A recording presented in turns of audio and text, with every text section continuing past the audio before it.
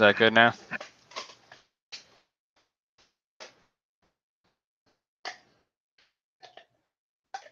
Mitch, can you hear me?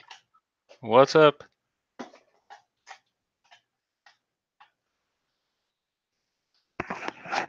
Is this not coming through here? Good to go? Roger, Roger. All right, good, good, good, finally. Yes, hello, hello, Mitch, hello, everybody. Hello, Ryan, Adventures in Aquariums, Turbofish, Blaine, Annika, Joseph, JS52, Mitch again, Annika Turbo, Blaine, Keith, boom. Thank you guys for all coming. Weather out my way is extremely heavy, giant snowflakes. It's actually really beautiful. I just posted on Instagram. I got this crazy picture, but looks beautiful. Although I'm not looking forward to snow blowing that crap tomorrow. But I was messing with the old internet, and I happened to hit the start broadcast button. So, you know, we're a little early, but I got lots of stuff to talk about, and I hope people are going to come join. I'm going to try to keep up with the chat a little bit better than I have been. I know it's just, you know, tough. Thank you. Okay, good. I'm glad the volume is good because that'd be like at least 4 minutes of not talking. So, rain on the South Shore. Lucky you. Hopefully, there's no flooding, Ryan. Boom. Anakin just got a saltwater tank. Good for you. I hope you have a pleasant time with that. What's my Insta? It's Mass Aquariums. Just hit the Mass Aquariums. You'll find it. It snowed in Kentucky today. Yeah, of course it melted. Kentucky's like, Jesus, how many far south is that? How to care for discus. That is actually for a later topic because I'm getting discus. I don't know if actually only my wife and maybe my buddy know that a discus tank is on the way. So here you go, folks. Now you know that a discus tank is on the way. Sunshine 72. Good job for you, Keith. That must be absolutely gorgeous. Can I please tell you the actual temperature for discus? I don't know. I have never kept discus. I can assume that since they're sort of like angelfish, a big cichlid, that they would want to be kept at 78 to 82. But, you know, I've never kept discus, but I've kept lots of angelfish. What's up, Lisa Aqua? Girl, what are you doing? Love 333. You're always popping in. Yeah, hit that like, hit that share. I'm excited to be on tonight. I've got a few topics to talk about, and I've got one thing I'm going to be doing tonight that involves a lemon. Lisa Ann is live streaming also. Oh, that's the bummer. Yeah, you know, it's like such a hard time to have live streams anymore because someone's always live streaming. You know, Rico's our like Oprah. He's like our daytime live streamer. You know, if you want to watch like Rico all day long, he's going to be live streaming all day long. Maybe he misses like a day or two here or there. You know, who knows? Excuse me. But at night, the live streams are like so many people are doing live streams. So many people are watching everybody's live streams. It's tough to cycle back and forth. Yeah, Aptasia sucks. RODI for saltwater. Is that yes, you have to use RODI if that's a question. My new tank has been invested with what look like a lice. Geez, I have no clue what that's all about. Do they look like little bugs? Is it a saltwater? Huh? No, kill Aptasia with lemon. Yes, I did actually hear that you can kill Aptasia with boiling hot water, RO, you know, tap water, whatever, absolutely boiling hot, or you can kill them with like straight up lemon. I've tried everything. I've never had them spread because it's always just one polyp that comes up. Hey, Sandro. And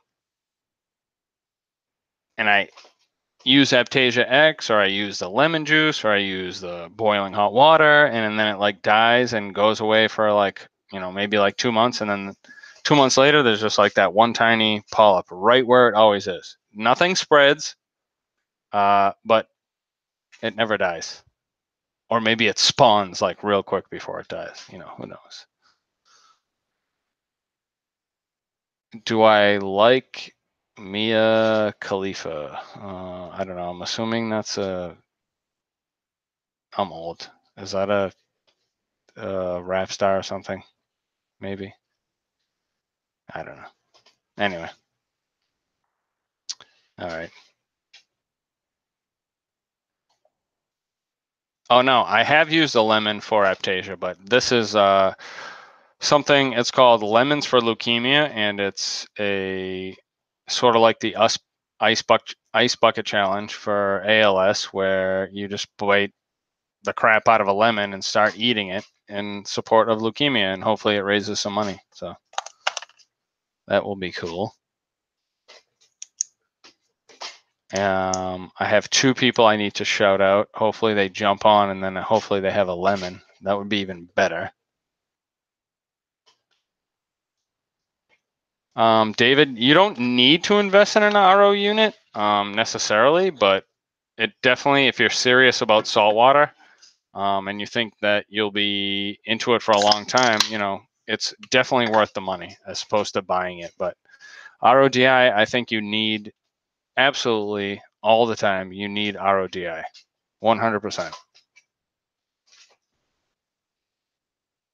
Well, you know, Adventures in Aquarium in a fantasy world, that would work perfect, I'm sure. Thank you, Sandro. I appreciate that.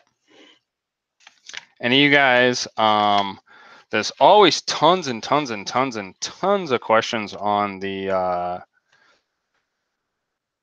chat and the all my comments on my videos, and I try to answer everybody's questions. So hopefully today I can answer even more of your questions.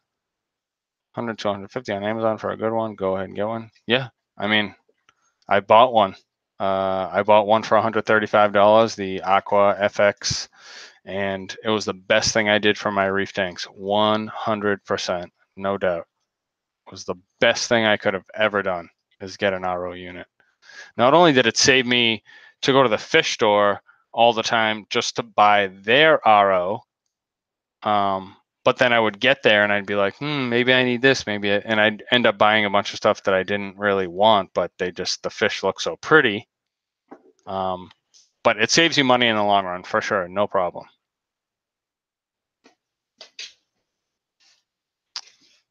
White fuzz on driftwood normal? Yes, Chris. White fuzz is completely normal on any driftwood in a newly set up tank. It'll go away. You can take a toothbrush and like brush it away while you're doing your water change and suck it up, but it will go away. Trust me. It's happened on just about every driftwood I've ever had. Nope. Keith, I don't use RO water in my planted tank. I use tap water with just a dechlorinator. I throw it right in the tank as I'm dumping the new water in. Never had a problem that way. How do you level an aquarium stand in a room that has carpet? All rooms except bathroom. So what you try to do is you put the stand where it's going to be, and they sell this stuff at Home Depot or Lowe's. It's just a basic foam like insulator. Maybe it's like, I don't know, 3/4 of an inch. And once you set the tank on top, so you put the stand down, then you put that foam pad, and then you put the tank on top of the foam. And then once you start to fill it with water, it pretty much self-levels itself. And you don't have to shim the tank on your carpet. It's the very best thing you could possibly buy. It's super cheap. I'll try to, after the video's done, I'll go look it up and post a link on, but it's just like a little styrofoam thing. On concrete or hardwood, it's a little different. You have to fill the tank up like 10%, see how level it is, shim it a tiny bit, and then just keep going up and up and up in levels. And works pretty good that way.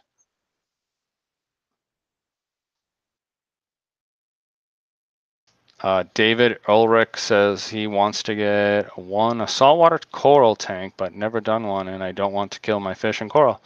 Yeah,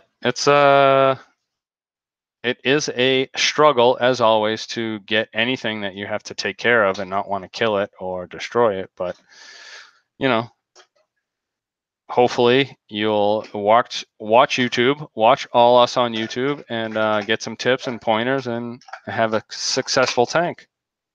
Any tips on using organics for plants? I don't care much for chems. Organic fertile.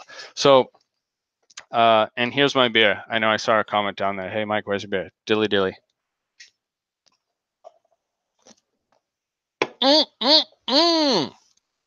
That's good. You always, any type of plant you're growing is going to get most of its nutrients from the roots.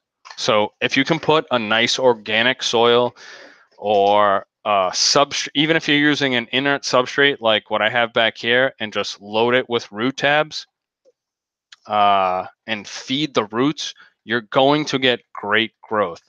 If your light isn't up to where it should be, the plants will still grow, they just won't grow as fast. And then if you add CO2, well, it's basically steroids for a planted tank. So those are my always three things. Always, always, always. First, nutrient-rich substrate. Second, have a halfway decent light. Then you want to boost them up, add the CO2, pressurized CO2, and you're golden. And I am no planted tank scientist, but that's what I do, and that's what works. So there is your tip on using organics, New England Endler. Don't use a UV sterilizer. They shock me. I hate it. What was up that? What's up, Bubba? Bubba's in the house. He's usually a wrench, so I didn't see him. He's a wrench for Rico. I need Bubba to email me so we can chit-chat a little bit here. Dilly Dilly, David. Canoe Beer. What's up, Mitch? No, it's not. Yeah, it is Chili Chili, but it's Dilly Dilly. Right. I haven't really, I'm not a big, I don't test my water, so I don't know if root tabs affect the water that much because I don't really look at the water. I like to do the eye. I like to see what's going on with the fish tank every day, and if I see something that's out of whack, then I'll start to pay attention to it. But I'm not a big person on testing. What's up, Unlucky Eddie? You bastard. Maybe put them in the refrigerator and then they'll be cold. What's up, JDO? Sorry, I'm gonna try to get caught up on the chat here. What kind of saltwater kit do I recommend? Anything that's easy. API makes pretty good saltwater test kits.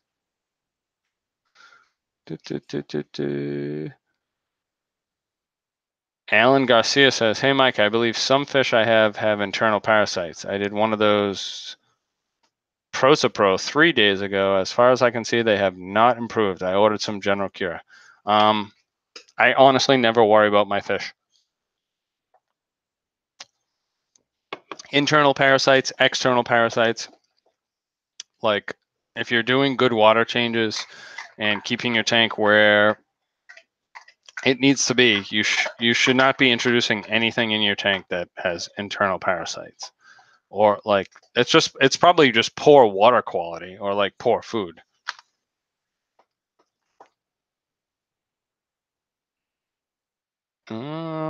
Boom. What are your water change regimens? Have the same setup as you.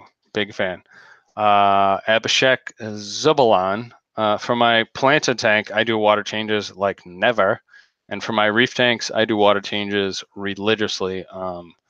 The new 13.5 is done once a week on the dot, and the 40 is every 14, like 10 to 14 days. In between the 1.5 to 2 week range, I got to do a water change, and just to keep things healthy.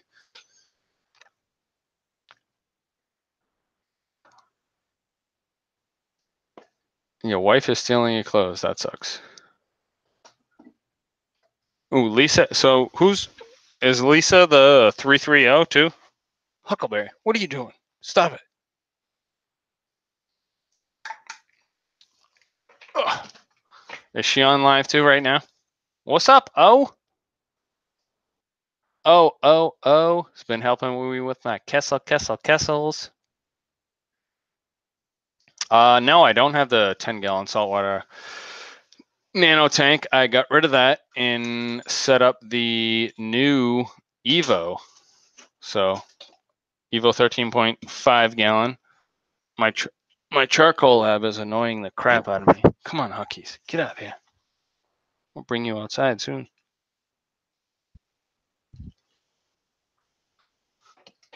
Oh, here's Hare Krishna.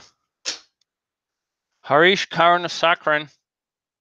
Hey, make your 40 looks awesome. Great way of keeping reef simple, but personally, I like your 40 a lot more than the 10. What did you really change to improve? I did nothing. I do less to improve, believe it or not. Eye test. Rico always talks about this. I talked about it on his live stream the other day. Eye test. Go down, watch your corals, see what they're doing at least once a day when you feed the fish, or even if you don't have fish and you just have corals and you need to feed the tank anyway, just take a quick scan. Everything looks good. Ooh, that one looks kind of weird. I'll keep an eye on that for tomorrow. And then slowly just adjust to that. I don't dose anything. I just watch, like, is it time to change the ChemiPure? Is it time to, get that, stop is the cleanup crew dying? Like Rico says, they always die, and there's crabs everywhere and hermits everywhere fighting for shells and blah, blah, blah, blah, blah. So yeah, I test. I never check my water parameters, which I should, but I don't.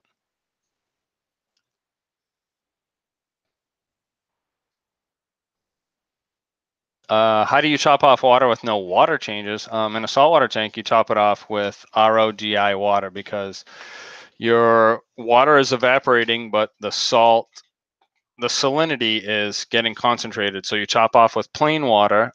In my 13.5, I have a auto top off system, and in my 40 gallon, the evaporation is like really, really low. So I probably dump like a half a liter, or like maybe a liter, 1,000 mLs every like 3 or 4 days. I took my auto top off my 40 a long time ago. It was not worth it.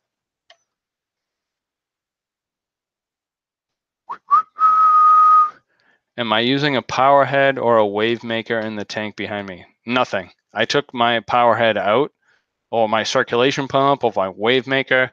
All there is a canister filter blowing on top of this.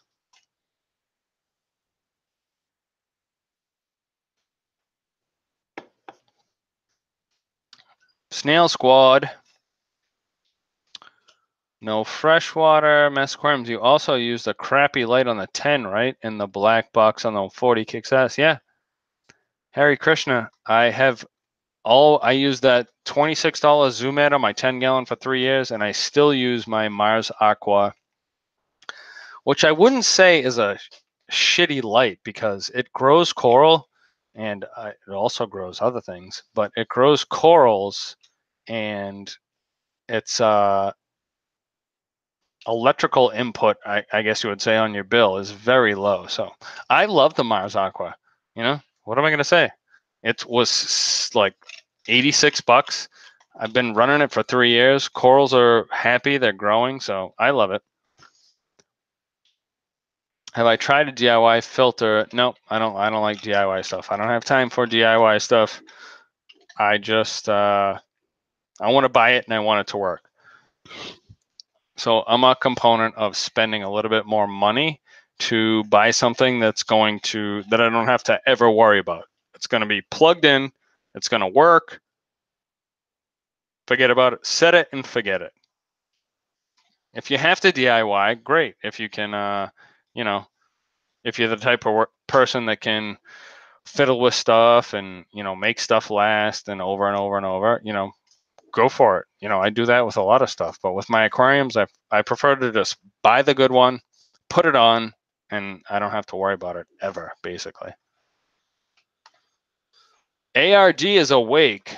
Morning, Mike. Any tips for getting rid of snails? Snails in the planted tank? Because there's several ways to get rid of snails in a planted tank.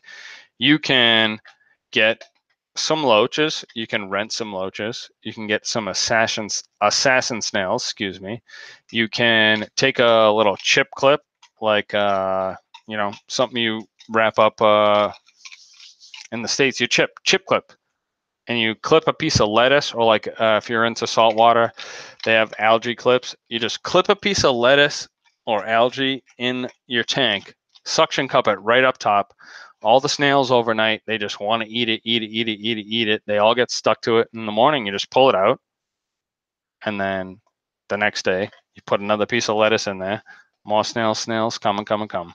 But my best method that has always happened is just get like 2 or 3 assassin snails, and they just go to town on the guys, and you'll never see them again.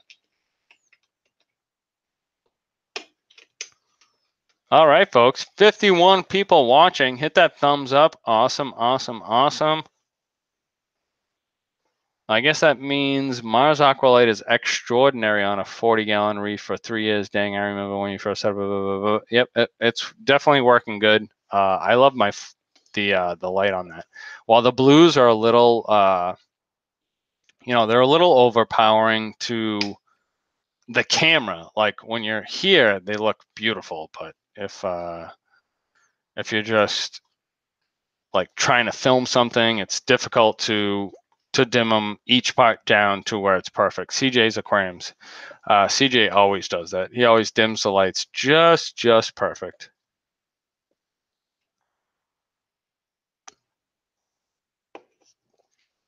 Getting lettuce now. All right, get that lettuce. ARD. What do we got? Yeah, so it's like 9 o'clock. So it's like 2 o'clock where you are, and you're still up. Unlucky Eddie. Need to get his tank up and running. Unlucky Eddie. Can I call you Uncle Eddie? Can I call you Unlucky Uncle Eddie? Over on the, where are you now? Utah? I forget. So many comments, but I forget. Are you in Utah over there? In that crazy place? Jay Johnson, I've been having water clarity problems after removing my gravel, kind of like a bacteria bloom, but not as milky. Did I disrupt the bacteria? Went to bare bottom for easy maintenance. Yeah, that happens a lot with bacteria blooms. There was actually, Huckleberry, get out of here. There was actually a couple comments on videos today said that their water, they were squeezing out their poly filter pad, and it was like milky. Like they said they was squeezing out like thick yogurty milk. And I was like, whoa, I've never heard of that. So anybody out there that has had new tank and had milky like grossness coming out of their polyfilter in the filter, you know, go ahead and comment, and then you can read that. I'm hoping Rico will jump on here eventually, because I would love to do the lemons for leukemia challenge, which I've been called out by Peck Tech. My buddy Sean Peck called me out. So hopefully we can do that soon. What's up, Eddie? I have some algae growing on my driftwood and starting to get on some of the plants. It's almost red in color. Any ideas? Cyano in a planted tank is also not that uncommon where people think. What's up with Alex from Mass here? What's up? I use reef crystals. I love them. Yeah, Rico's summer. Summer means Sumer. Sumer means Rico is always live streaming. I don't even know if he's live streaming right now. He probably hasn't shut off his live stream from this morning. Rico is a champ. Constant, just pounding away at the live stream. Stone tiles for the bottom, that I think that would be really cool. Could make it like kind of like a river.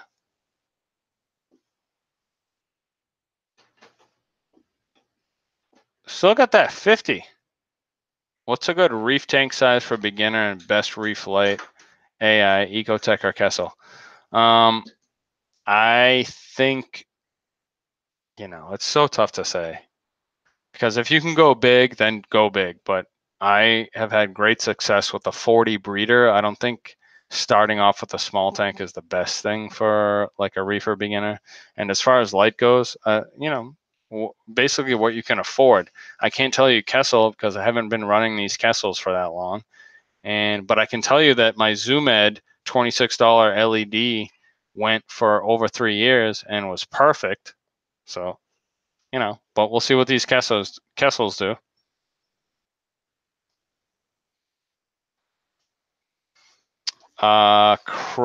Chrome says his new Cardinal Tetras have ick. What's the first thing he needs to do?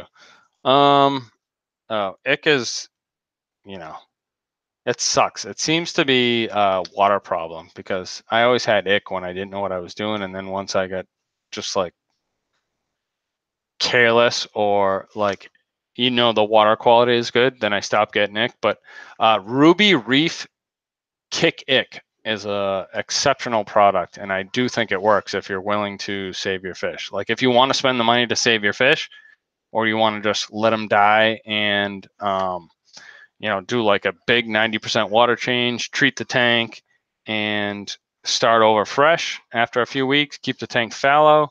I think that's also a good idea.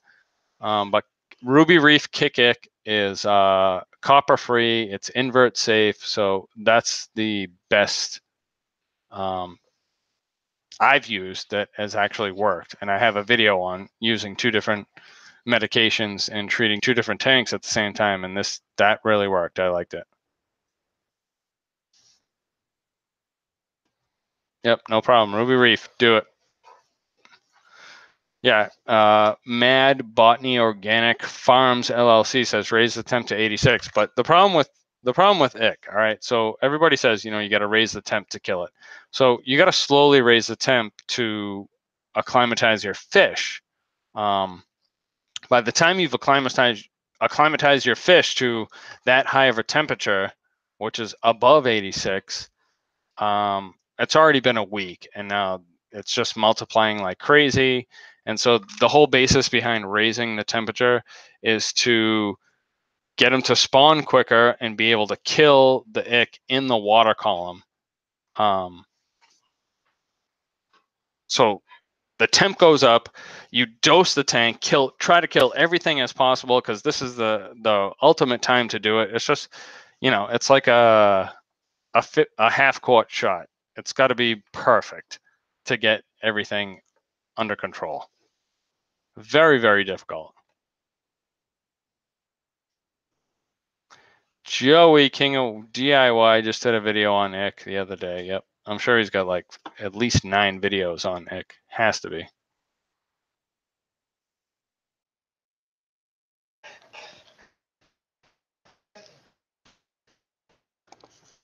Can't decide on a 55 gallon or 40 breeder for a planted tank. I love the 40 breeder. Absolutely way better than the 55. Although, so you're saying like the 55 is 15 gallons bigger, but the dimensions of a 40 gallon breeder are perfect. That's the dimensions back here. Like you get depth, you get length, you get height. Like it's just perfect. 55s are too skinny. They take up too much space, and it's just not worth it. 40 breeder all the way. Yep, 40 breeder, AD. Huckleberry, get out of here, doggy dog.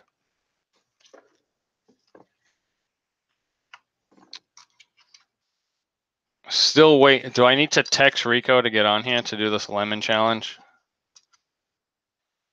From Romania. What's up, Lurgy 1986? Wow. All the way over in across the pond, Eastern Europe. 90s too. Yes, wasabi, tsunami. I have a big tank waiting to happen. I just need to get everything acquired for the tank to happen. But, I can't wait to start that tank up. A lot of people think I'm like stalling on it, and even, you know, even my family and friends are busting my balls. Like, what are you gonna do? Just let it sit there? Like, I have a lot of great ideas for the tank. I just have so many ideas on the freshwater side, so many ideas on the saltwater side, and I just need to pick one and then go with it. And I need some electricity done, probably in my basement, because got to get it on its own separate plug for sure. Sup? What's up, Naked Reefers in the house?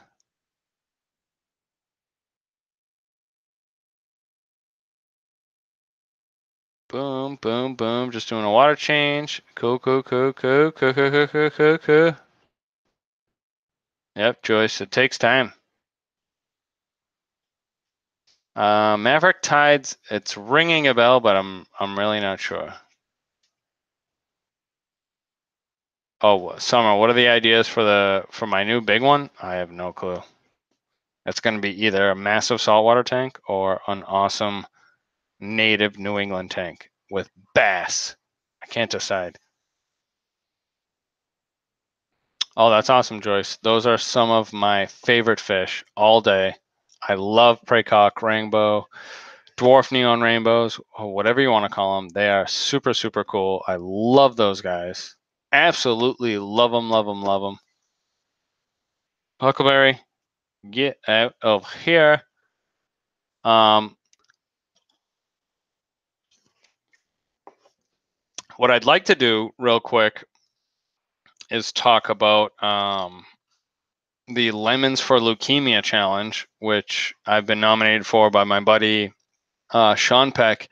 His wife Holly has nominated me, and if anybody has a lemon and wants to come on the live stream and do the Lemons for Leukemia challenge, I'll drop the link. You can come on. We'll all do it together, and it'll be awesome. It's going to support leukemia, and I know it's a huge, huge struggle. I know my father-in-law went through it when he was a kid, and it was a nightmare. But you can swab your cheek and get the results to see if you're available for a bone marrow transplant. And I know the procedure is probably not pleasant at all, but it is a good cause. And anybody that wants to bite a lemon in the next 10 minutes, grab a lemon, give me a shout. I'll email you the link real quick, and we'll do a lemons for leukemia challenge. Come on, Rico. Anybody who wants to come on, I'm gonna nominate 2 people when I do it, and when you do it, you can nominate 2 people.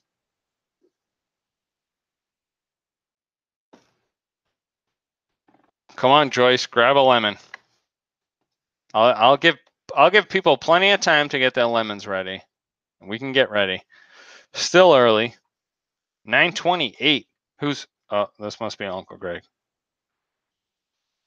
No. Yeah, he's a funny guy. I have lots of questions for lots of people. If anybody out there, hey Bear from hello from Springfield, way out west. Who here has a tank that they would love to make into like you know, like the complete opposite of a display tank? Like everybody wants to like put the best plants and the best corals and everything looks so awesome, but who just wants to like put like Superman and Batman like coming, and there's like a blue volcano, and then there's like kryptonite coming in, like almost like a theme tank without looking too cheesy. I mean, I think that would be amazing. I'm dying to do one of those tanks for my kids because the kids love my tanks, but I don't have anything that appeases like what they think is cool. Oh, relax, Huckleberry. So who would love to do that?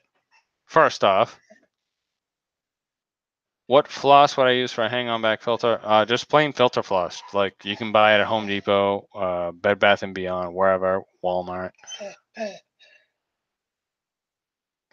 Come on, Huck, get out of here.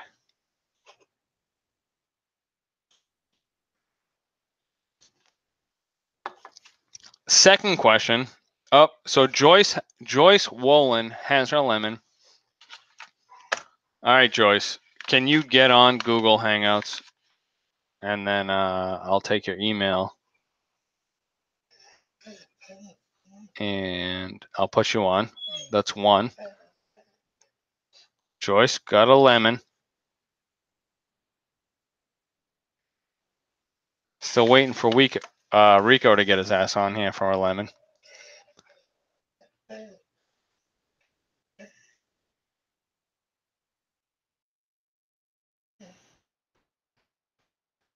Goldfish tanks. Yeah, I always love goldfish tanks. Unlucky Eddie's got a lemon.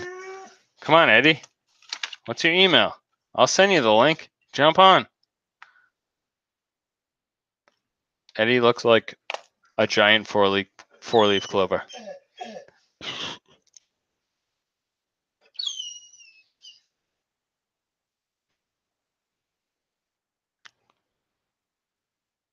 I got my lemon right here. I'm going to jaw on this lemon. I can't wait to eat that lemon for leukemia. If anybody's interested, hopefully Rico comes on here. Come on, Rico. I'm going to text him right now. He needs to get his ass on here. So does Dave. Dave Nano's tank needs to get his ass on here.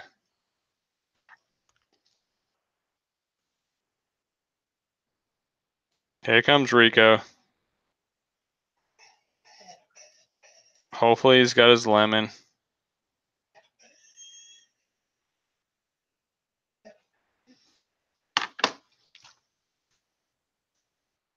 Rob loves huckleberry. Yeah, he might actually do that. Oh, what do we got? What do we got going on here?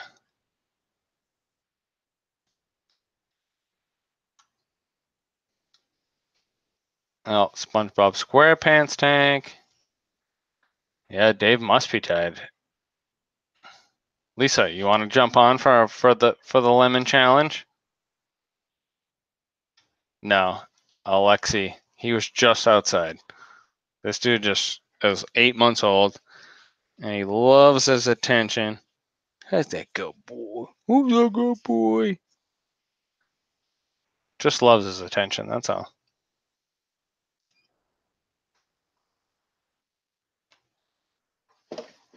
Well, let's give it off to some viewers' questions. What I did like to know is how many people here find that when they start up their first tank, once the tank is set up, so for me, it's the whole setup of the tank. I love to set up the tank.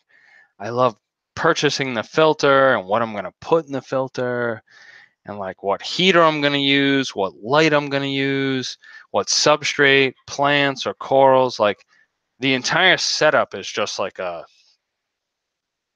relaxing, like whole moment. And then once it's set up, I need to move on to the next one because it's like that next one. It's like the next hit. So how many people out there have gone all the way up to Spectrum and then gone all the way back down to where they've had, multi-take syndrome like crazy, and they have so many tanks, and then they start to dial them down to like a manageable, enjoyable number?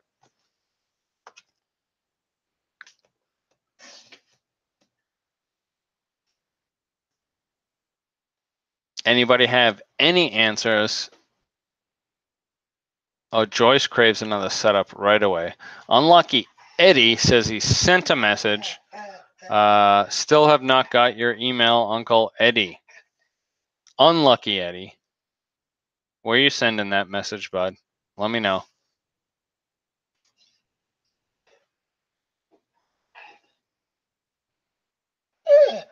Oh, Huckle, what's the matter with you, bud? Come on, get the hell out of here. Uncle Eddie, send me the email. I'll hook you up with the link.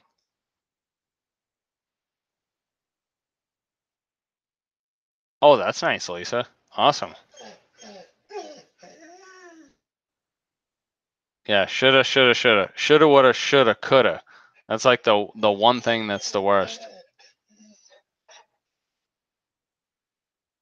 But 65 watching now. I'm psyched to do this to my channel. Oh, okay. Let's see. How the heck do I find this? Sit. Down. Down. Good boy.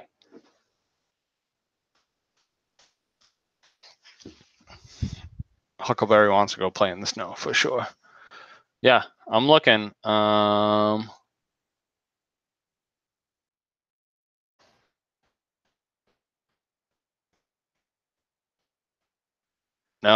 can't see it, Uncle Eddie.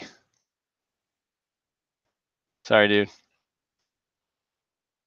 I'm not super computer literate, but I try. I do try.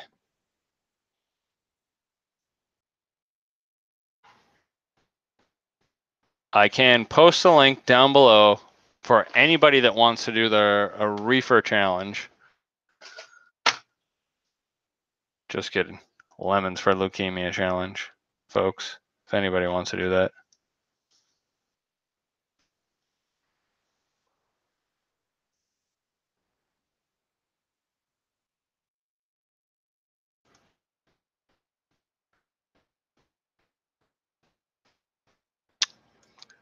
Copy and paste.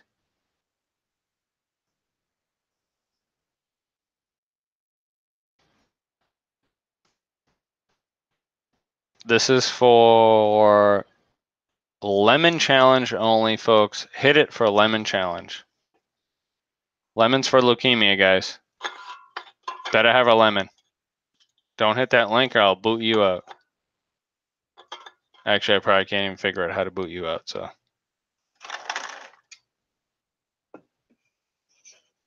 Oh, Lisa, you have 30 Mbuna fry? Yeah, Mbunas were like so funny. I'll take Lori 1996. I'll take some 1986. I'll take questions right now. Just wondering if people wanted to do the lemon challenge with me. I got my lemon ready.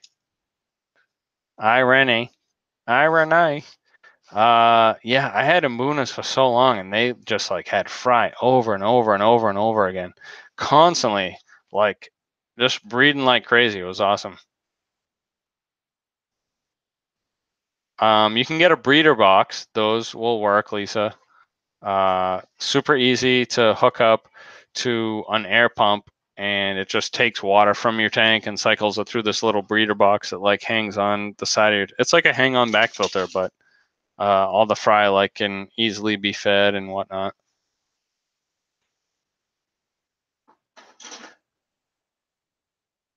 So the link is up. If anybody wants to join, I am going to do the lemon challenge. I'm going to get it over with, and we're going to talk about lemons for leukemia and to help this guy out. And after the live stream's over, I'm going to put a link to his GoFundMe down below.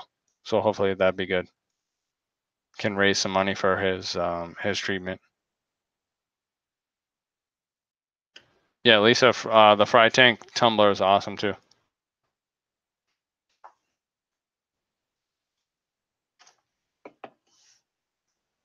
You know, I would have loved for my angels to lay their eggs. I had angels in my aquariums for so long, and they never laid eggs. They paired up. They just never laid eggs, and I miss that because I've had so many fish lay eggs and spawn, just never. Nope, bottle of lemon juice does not count. You need a lemon, and you need to eat it.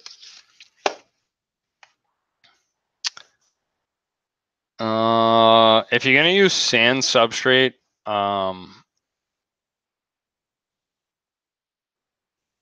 you might as well get root tabs because the substrate it's inert. It doesn't do anything to your plants. So either you get a nutrient-rich substrate, or you get basically whatever substrate you want, and then add root tabs or add the nutrients into the substrate to feed your plant's roots. And I don't claim to be an expert, but that is what works for me. Joy says, and I think Anubius. No, still. Oh, there's Eddie.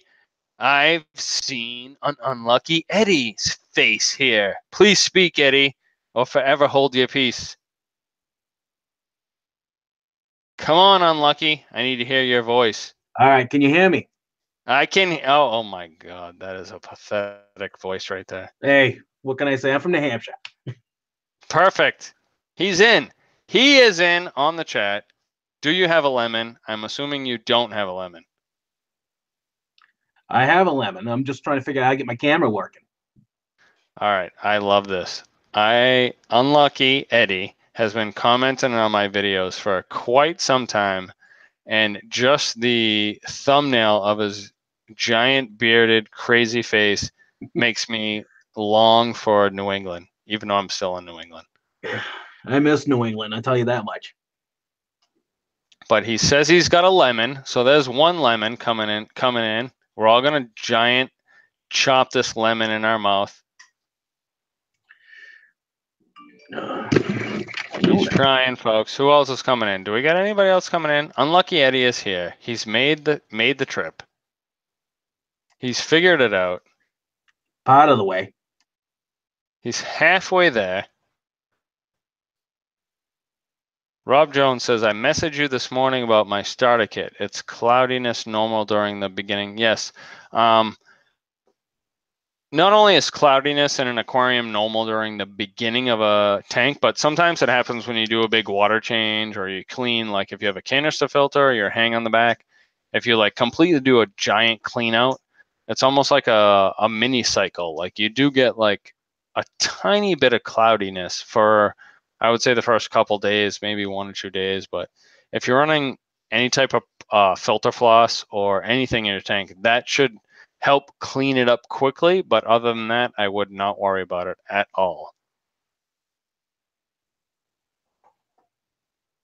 The Penplex AN2 reader is awesome, but it's very fragile. Want to try the Marina Breeder Box? I do like the Marina Breeder Box. I have never tried the Penplex AN2, but I have had actually my 40 breeder right now, the reef tank, was Mbuna tank, and I had Yellow Lab holding, I have spit her out all the fry in that little breeder box, and it worked great. I loved it.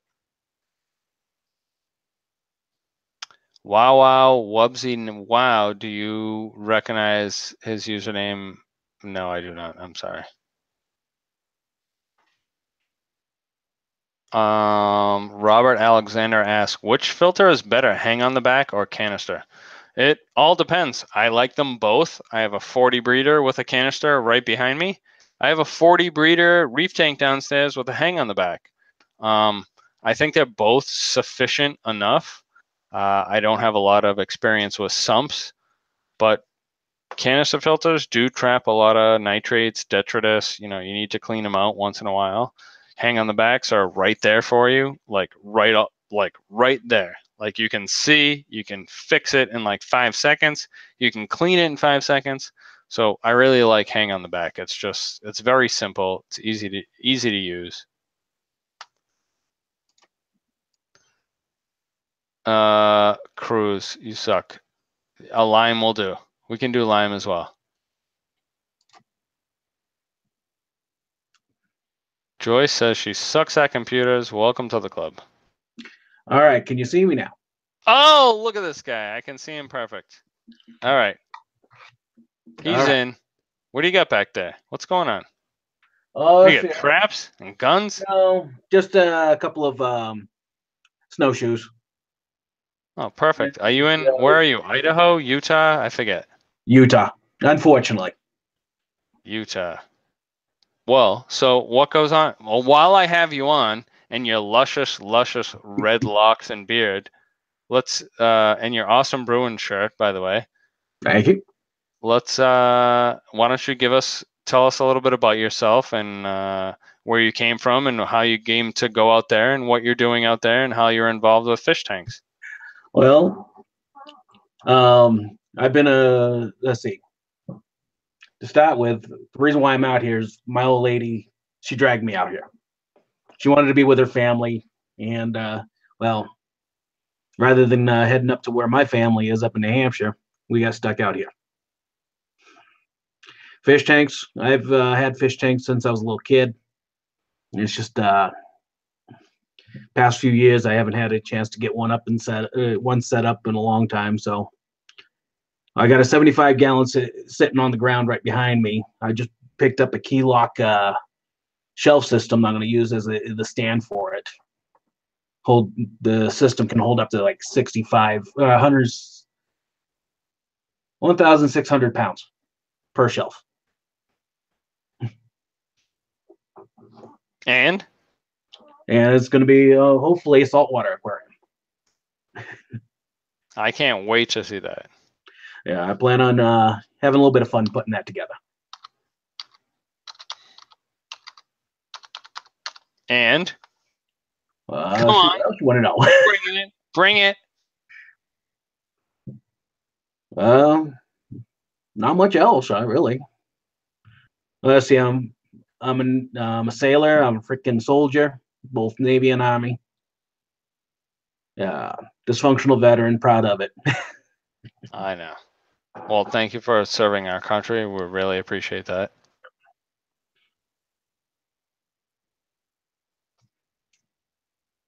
Oh, my feed is out. Can you hear me? Roger, over. I can hear you. Okay.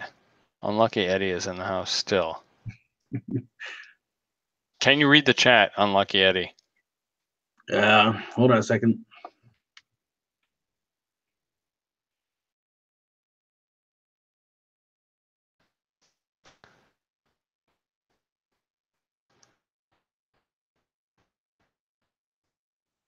I am. Well, I need a moderator here. I gotta pick one that's in the chat. How do I do this here?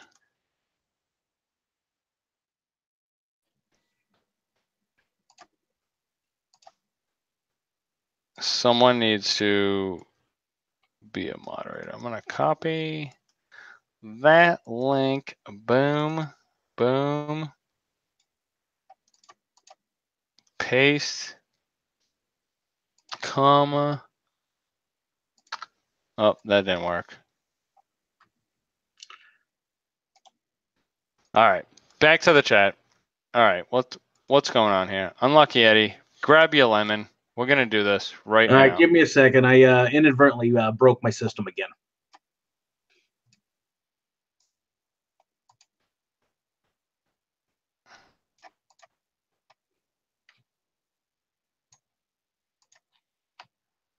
That's the face I like right there. That's the one I'm used to on my comments. Come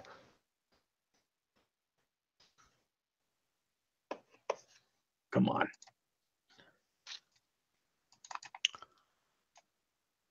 I gotta find Lisa Aqua's channel on YouTube so that I can give her the wrench. Lisa, paste your YouTube channel to the chat so I can moderate you. I'm a big dum-dum with computers. Yeah, apparently so am I.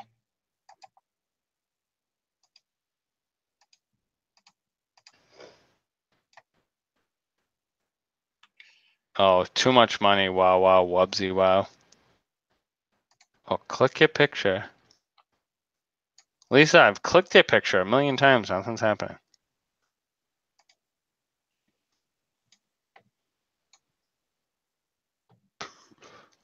No, Bud Light and lemon. This is the Lemons for Leukemia challenge. Jacob pleads the fifth. 1, 2, 3, 4. Fuzz up. whatever we do before we do this lemon, I need to get Lisa on as a moderator. How do I do that? Where are the people?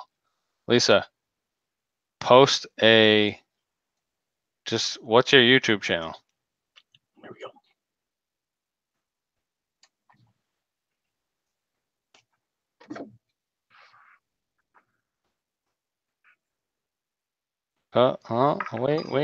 Wait. No. Oh.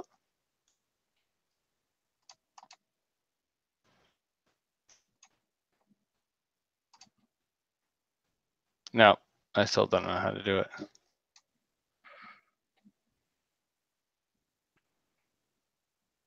I am a complete idiot when it comes to that.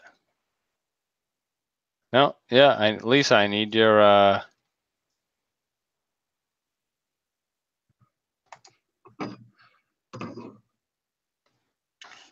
Bum, bum, bum, bum, bum, bum, bum. You have to use you have to jam it in there, or you have to use some sort of weight for sure.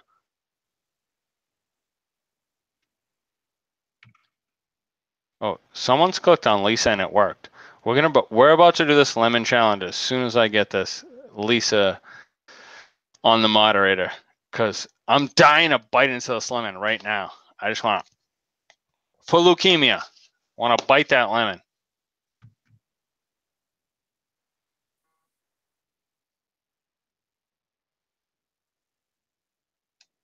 No, can't do it to Instagram, Lisa. I need it right up here. I have no clue.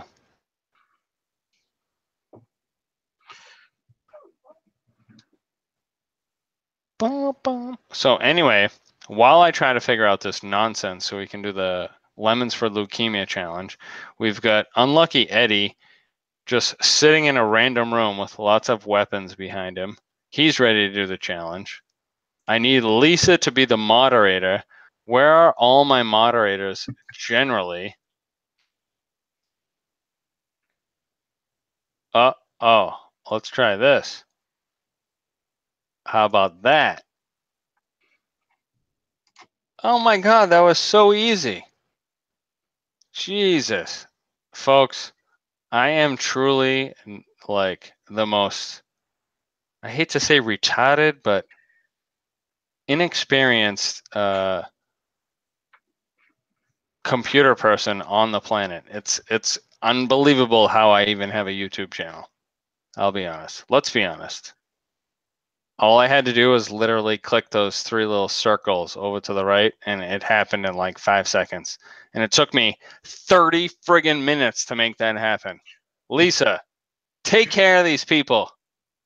You are the new Mass Aquariums live stream monitor. Unlucky Eddie, do you have a piece of fruit? Yes. There you go. All right. He's got the fruit. So before we do this, Lisa's got the chat taken care of. She's going to be like policing this. She's the CIA, the NSA, the FBI, the local cops. She's the sheriff of the chat. Take care of everything. Me and Eddie are going to jam on this lemon, and we're going to nominate Eddie. Before you gnaw on that lemon, after you've done that, you need to nominate somebody for the Lemons for Leukemia challenge. All right. Preferably someone that has a YouTube channel that they can like go gnaw on a lemon live, because this is a whole thing how to, you know, get the GoFundMe, get everything acceptable so that we can help people with leukemia. Are you ready? Unlucky Eddie. Sure. Trying to All figure right. out which YouTuber I want to nominate, though. Yeah, so you let me know when you're ready. I already got mine. I got a few. I'm going to do 3. You can do 1. And when you're ready, we're going to just kill this lemon and then go back to the chat. When you think of it, you let me know. We're doing the Lemons for Leukemia Challenge. Folks, if you're healthy and you want to get your cheek swabbed to find out if you're eligible to be a donor for someone with leukemia. My father-in-law had leukemia. It's absolutely horrible, and the donation is not pleasant at all, but you will be helping somebody live the rest of their life. So I might have do one. it. I don't know if he'd ever pay attention to YouTube, but he's a YouTuber. Me lives. Yeah, of course. Perfect. You ready, Eddie? I'm ready. Lemons for Leukemia? Yep. Let's go. All right.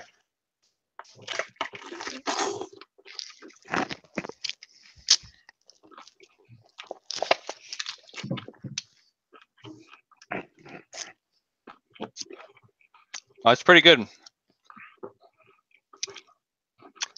Actually.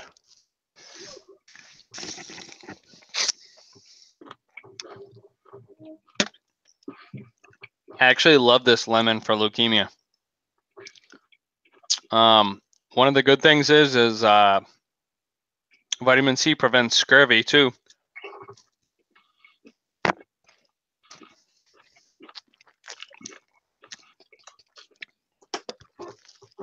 Mm.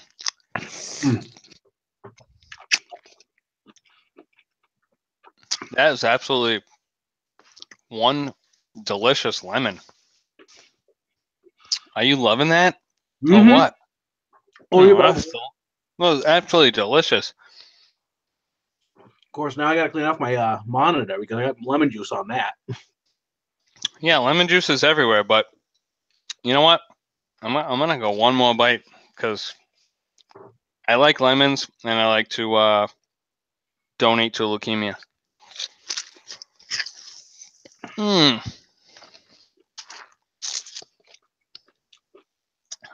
That is delicious. I freaking love lemons.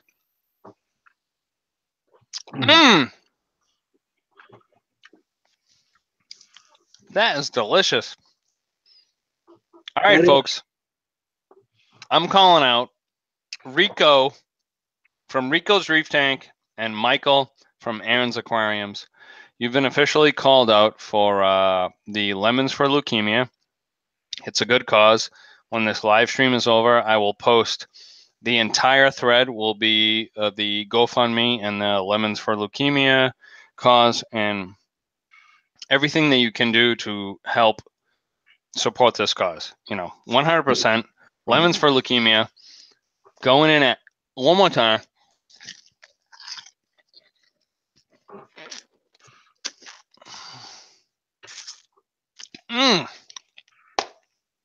Lemons for Leukemia, folks. Lemons for Leukemia. Me loves reefs. Unlucky Eddie with his crazy beard, who probably just got some big pike and a couple of martin, because it looks like he's got trap and crap all over. He's ready. He's doing Lemons for Leukemia.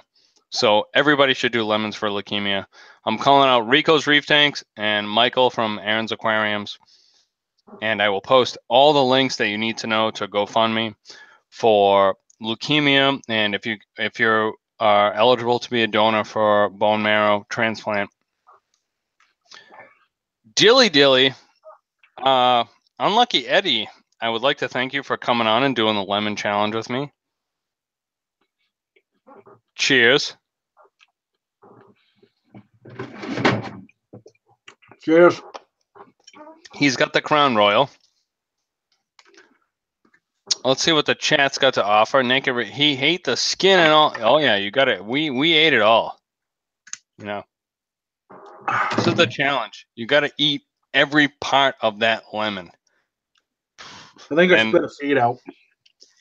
Yeah, let me tell you. If you live where it's cold and you have chapped lips, it definitely hurts. So it's worth it. Yeah, Eddie ate the whole thing for sure. And Niz the One says the stem cell actually helps with sickle cell too, just in case everyone wants to know. Yep. Good. Rob Jones, dilly, my friend. I will always dilly-dilly to a dilly-dilly.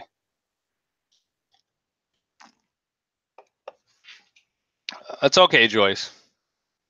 You know, I can't figure out computers either. I'm actually 100% shocked that Eddie, Unlucky Eddie, was on the chat. That was actually extremely ridiculous that he even made it on with this giant beard and giant Woods hair. That's what I want to look like. Your power is still out, American Reefing? You are kidding me.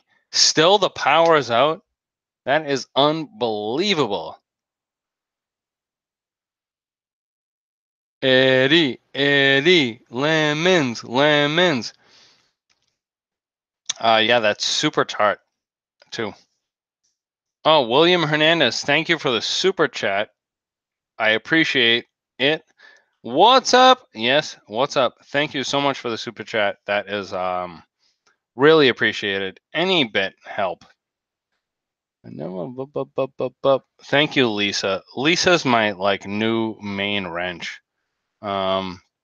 She's gonna have to Lisa, you're gonna have to email me so we can get to know each other via normal circumstances, so you're just not on here kicking people off when they're making fools of themselves or talking ridiculousness. ARD's corner is in the house, and he's also emails me. He should be in bed. What time is it? 10. So it's 3:00 a.m. Mike, if you send a few dollars, can you donate it? It led to my mom's death 5 years ago. So wherever in the world it needs fighting, yes.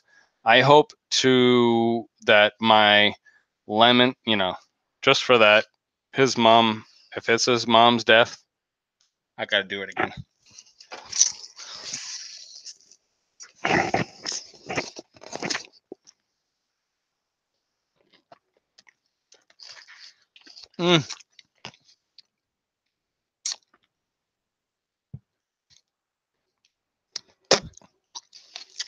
So I know it means absolutely nothing, but it's a good cause. I'm sorry that your mom passed away for that cause, but hopefully I can, suffer for that and spread the word. We'll get the GoFundMe. We'll get some links, if anybody wants to donate. It's nothing crazy. It's not like it's to my channel. I'll just post the links to donate to leukemia and the GoFundMe page for this young man who's very young that is struggling with leukemia. So, yeah. Wait, make a fool of myself all the time? Yep, we do all the same, Unlucky Eddie. Oh, we got 54 people watching. How many likes do we got? Hit that thumbs up button. Lisa's got it on lockdown. That's right, Ryan. I do appreciate the $2 super chat, William. Literally every bit helps, whether it's a penny or 20 pennies. I just put it on and go towards the channel to do super chats and everything that has to do with aquarium hobby. I put it all towards that. So I thank you very much. Even a $2 super chat is amazing. Lisa's got the wrench. She's on lockdown right now. Thanks, down south reefer. Thanks for coming by. Joyce, you can go myaquariumbox@gmail.com if you have any questions. Yeah, Unlucky Eddie. Old England was wicked stupid. Love that. That's amazing. Thanks, down south reefer. I really appreciate that. Yeah, we've got 53 people watching.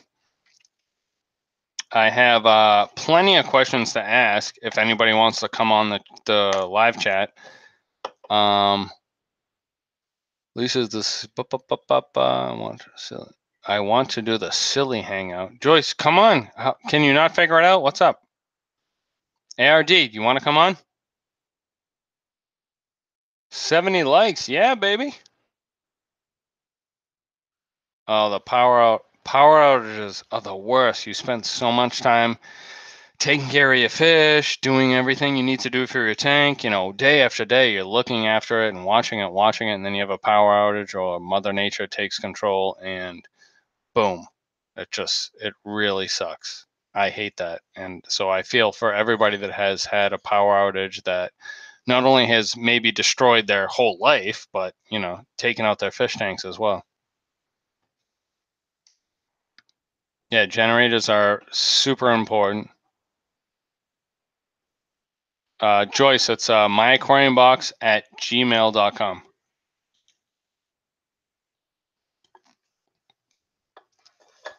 Going to take a 30-second break. Hopefully you're all still here so I can get Rico on this thing.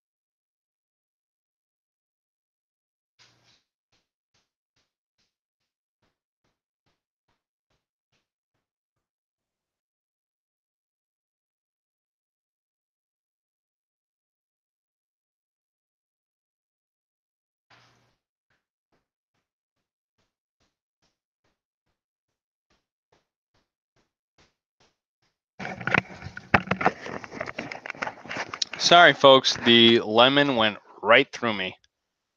It happens from time to time. Where are we in the chat? Still 58 people watching. Awesome, folks. Who wants to come in? Anybody want to come in and join the chat? I'll post a link if you want to come on in. Unlucky Eddie came in and downed a whole lemon. His beard finally smells nice, which is good. Robert Alexander, I normally mix my chemicals in a bucket before I do my water change. I noticed you filled your tank with water, then added the chemicals. Yes, I do not fill the water change water with the chemicals. I just dump it right in the tank as I'm filling the water, and it's always worked fine for me with API stress coat for the freshwater tanks. For saltwater tanks, I use RODI, so I never have to do a dechlorinator, so that's good. Drift and Driftwood, ignorant, want to specify Driftwood? American Reefing says, I'll come in, but I unfortunately don't have a lemon. That's okay. You want to come in? You want to put the link? Thanks, Zachary. I appreciate that. American Reefing, do you have any type of citrus? No, I'm just kidding. You can come on in. Yes. Irie 1986. Would 6 Raspora Harlequin do? I know Cory Panda should be at least 8. I think with those, you always want to have a big school. 6 minimum. Anything more is going to be awesome. So yes, 6 plus of each one should really look amazing. Robert, I was wondering the same thing. Drift and Driftwood only asked if I could accept criticism with crying like some YouTubers do. Nothing more. Oh yeah, hey, you know what? Drift and Driftwood, you can ask me whatever you want. I'm gonna give you an honest answer. I'm not gonna beat around the bush, and I'm not gonna baby you or change your diaper. So I'll go ahead and ask it, and I'll give you an honest answer. No problem.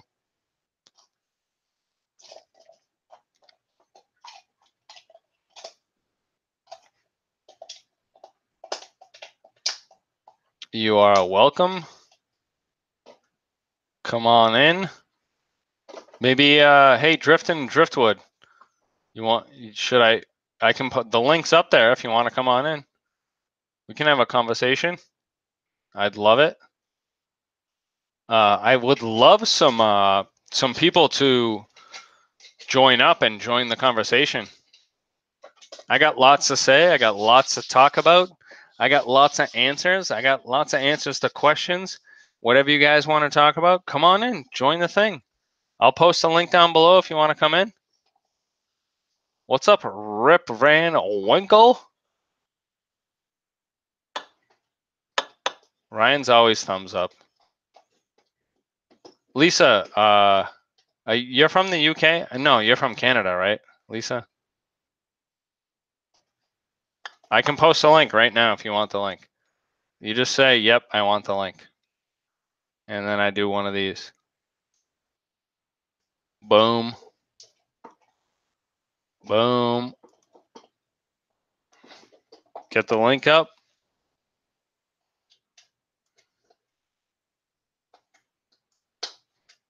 Go over here. Hopefully I'm doing it right.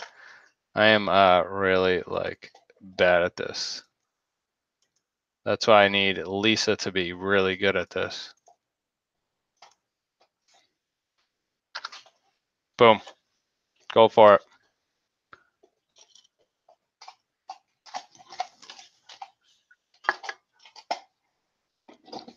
Canada was almost part of New England.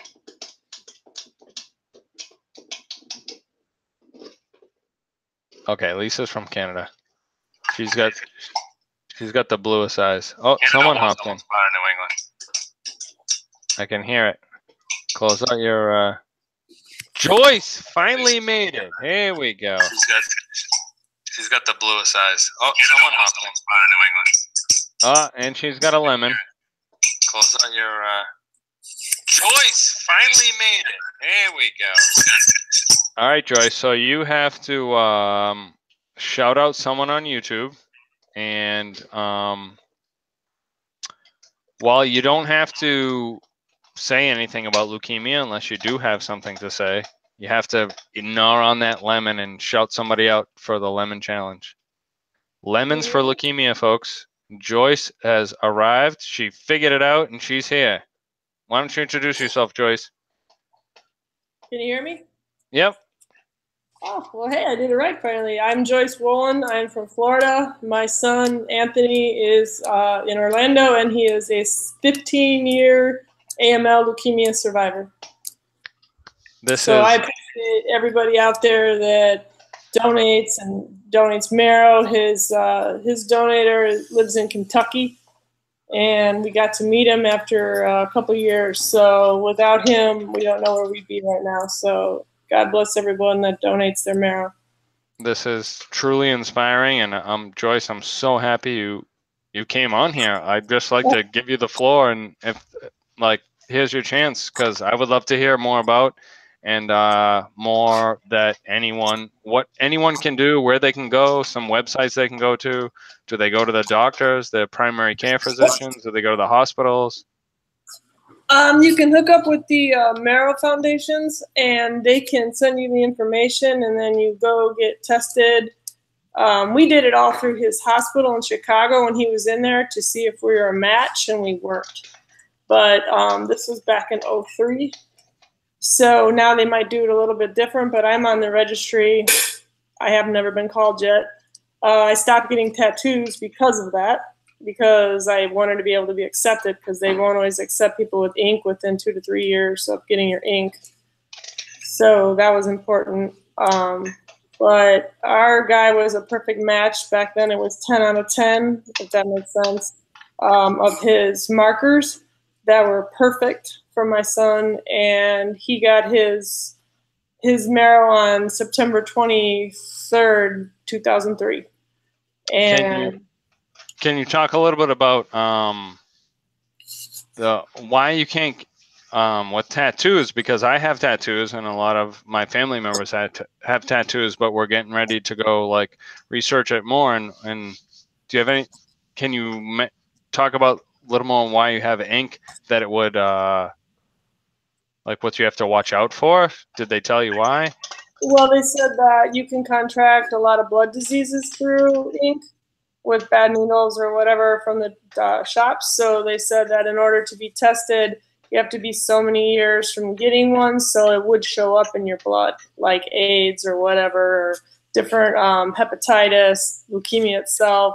You know, all these different things that can show up in your blood. They told us that when you get ink, you are more susceptible to hepatitis and other things. So they don't want to pass that to somebody that you're donating to because they got enough problems as it is.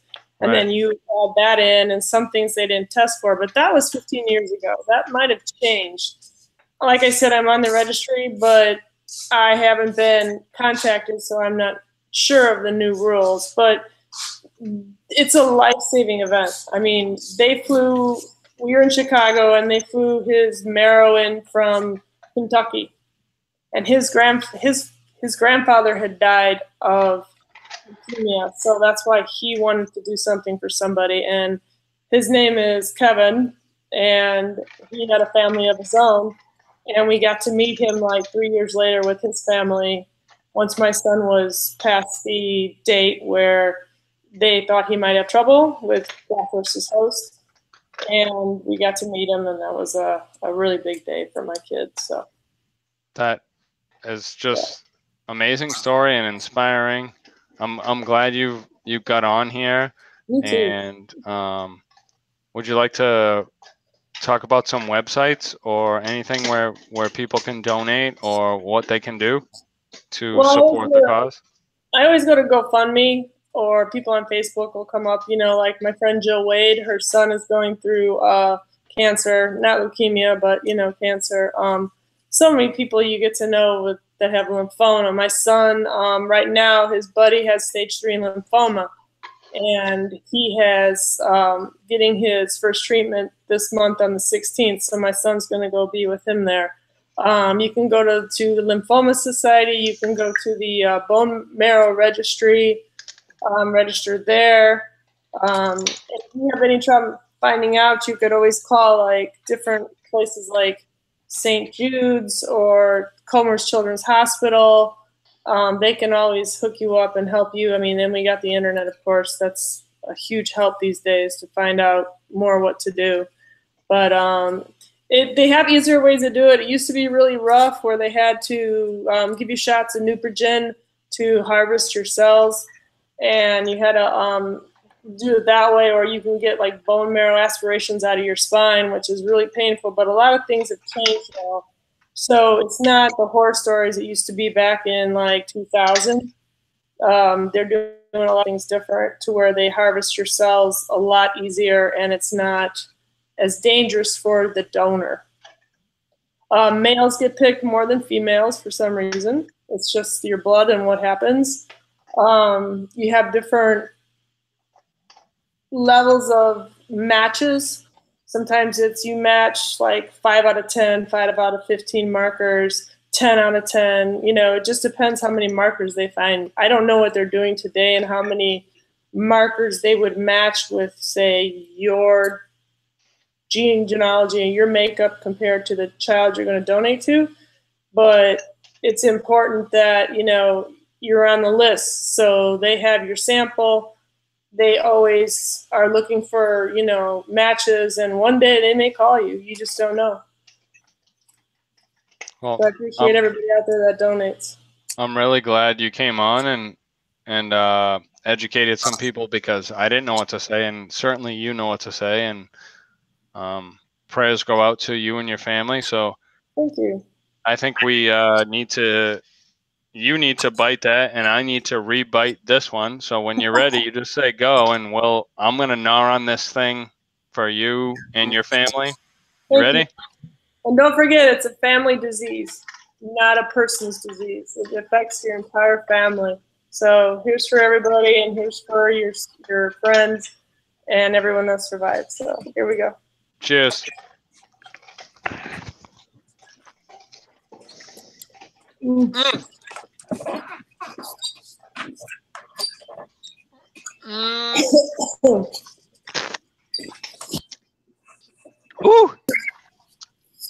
That one is really sour. That last one is extremely sour. Woo! Pound it down, Joyce. It's not bad because I eat them every morning, so I have them in water all the time, so that's pretty good. It's very tart. It's nice. Skin and all. Dave's Nano Tanks is here. He's on the phone. He's with us. We got a few more people joining here. Who we got? Jeff, Greg. CJ's in the house. He's muted his thing. We got Greg. We got Jeff. You guys got lemons? You just come in here to join the chat and hang out? Unfortunately, I do not have any citrus fruits in the house. Yeah, I don't have any lemons either, man. I just kind of turned on the stream and hopped on. I missed the majority, but kids just got to bed. Kids are just getting to bed. CJ, it's 10:20. God damn it! Hey, your tank looks beautiful, by the way. Thanks, man. Skittles, full of Skittles. Justin, yeah, of course you can join from your phone. Hit that link, man.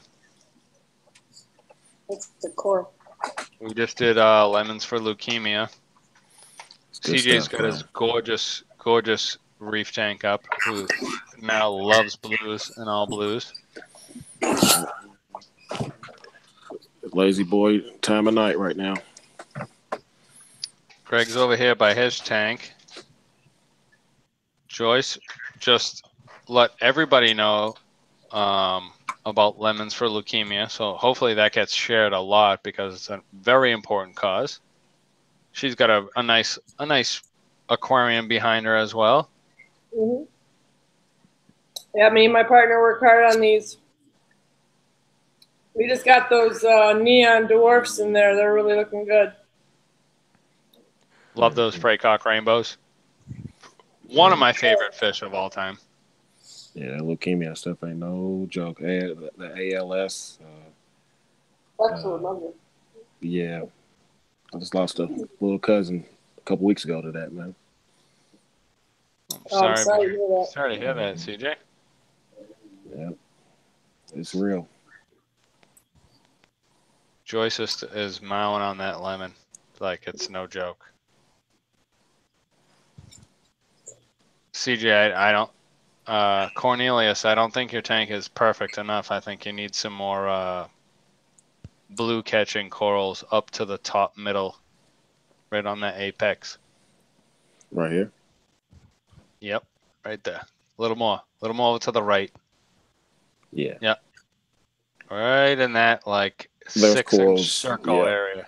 There's some corals there that don't fluoresce, but I'm gonna probably put some more zoas or pallies in that spot in between them. But there's actually two corals there that will be pretty big. Looks amazing from this point of view. I can tell you that right now. Still work to do, man. Still got work to do. CJ, what coral did you put on the mountain all the way to the left? What was that again? Media shower. It's a fast. There you go. Yeah, that's going to be nice. Yeah, that entire peak, when it starts spreading, is going to be bright teal with red polyps. This entire peak up there. So. Yeah. This is the fun part, just watching the process, man. That's beautiful. Thank you. Yep. CJ, if anybody's on the chat or in the live stream that doesn't know CJ, he is a very chill dude that has been through quite a few tanks. His Mbuna tank years ago was absolutely gorgeous as well. But this tank is looking to be quite the masterpiece, and I can see where it's going. Yeah. The vision is coming clear now, man. It's just waiting on everything to grow up top. It looks bottom heavy right now, but I can assure you if everything grows in like I want, it's going to be wall-to-wall corals from the top down. So yeah, I've seen you do a lot with the blues lately. You're loving, you are definitely loving the blues, right? I am, man. I'm telling you, it's really enjoyable watching it, man. And especially my tank stays active all the way up until midnight when the wrasses dive in the sand. So right now I can still get to watch all the fish swimming and the corals full of wrasse, and just enjoyable. It's part of the process. I like the white lights too, but it's just something about the blues. It's that tank is going to grow in so nice. It's got to try not to mess it up. The number of the most we do is get in our own way sometimes.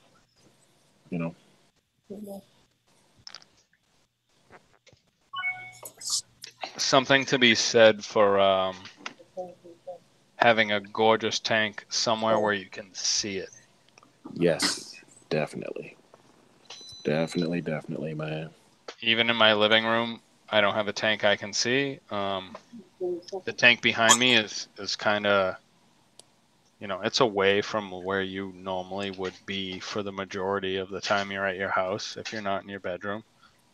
And I don't have one tank in my house that I can sit back and say, like, just relax and watch it. And Yeah. CJ's tank is what I watch when I need to relax. I can tell you that right now. There's something about having a tank right in the family room with a lazy boy in front of it, caddy corner tank to the left, flat big screen on the wall to the right. You can sit back and chill. But it's something about saltwater that I think if you have multi-tank syndrome really bad in freshwater, the cure for it is going saltwater. Just get you one big saltwater tank, and it will replace 10 freshwater tanks. Time-wise and CJ, entertainment. it will replace every tank in your house. I assure you it would. So I got the cure. That's the cure. You all heard it. It is crazy. We get I'd like to give a quick shout to Justin, who just had his baby girl a few weeks ago. Actually, February 8th, which is my son's birthday, who just turned 2. And he owns and operates H2O plants, which, if you want to get some sick-ass freshwater plants, I know you know nothing about that life, CJ. No idea. You'll be able to get him from that site. And Justin's a great guy. He's personable. I chat with him all the time. He's in the chat right now. So if you guys have tanks that need plants, talk to Justin. He's gonna hook you up. That's right. And if you subscribe to my Aquarium Box, you get a discount code. Oh yeah, that's right. If you subscribe to both, you get a discount code. Yeah, there you go. Hey, Mike. Yep. What's up? Here's my party breeder. Who's that? Who's talking? That's my party breeder. It's Joyce. Yeah. Beautiful. Mike, your plants went out today. Oh, awesome. Hopefully Awesome. Snowed in. Yeah, I'm snowed in as well. It was raining all day. They even let us leave work early, and then all of a sudden we're like, well, it's just friggin' raining. It's just like a regular day. And now there's like probably 3 inches on the ground. It's going to be way more over here. 12 to 18 by tomorrow morning. Wonderful. Jesus. Yeah, I think we have about 17 right now, and it's still going. Ugh. Yeah, it's cold here. I woke up with snow on my car in the morning, man. It threw me all the way off. I hope it's not going to be a year where we get snow in March. Oh, it's March and we're getting snow. It is March, ain't it? Hopefully this is it. But I didn't get a chance to show. I'll show everyone a look at the sump for those who've never seen it. It was 75 here today. That's the filtration. Show them the monster pod, CJ. CJ, you're on. I got you on right now. Do you want to do the Q&A, or you want to save it? We can do a little bit, or we can save it. I don't know how long I can stay on, but we can go for it. Got questions? Shoot. I got lots of questions for you, my man. All right. I got individual questions. It's not the regular Joey DIY or Justin's King of Plants questions. This is hit me with it. This is a mass CJ question. Raw and uncut, baby. Go ahead. You sure you don't want me to email you the questions first? Negative. Shoot for the hip. Shoot your shot. Do it live. Good. I like that. I gotta go though, so I just wanted to stay by real quick. But thanks for letting me hop on here. Later, Justin. Later. Take care of that baby. I'm sure he's crying. She's crying. Yep. Wow.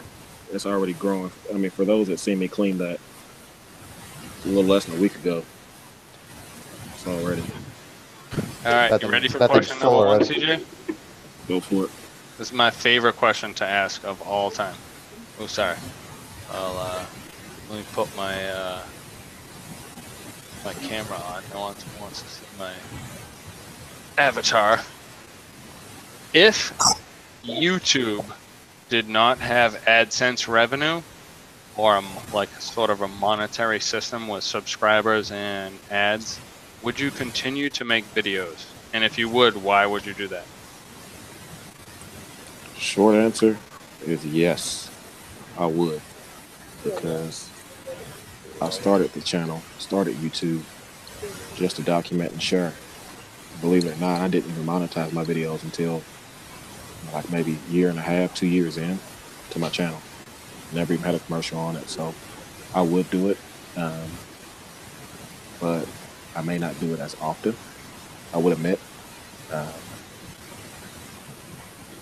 But I would definitely continue to document, man. 'Cause that's pretty much all it is. It's just a living diary for me to look back on, and for any of my family members to look back on. That'll be up for life as long as YouTube exists. So I think it's a great thing, man. So yes, I will continue to do it. I agree 100%. I think I had like 5 or maybe 7,000-8,000 subscribers before I even realized you were allowed to monetize videos. Yeah. Like I didn't even know.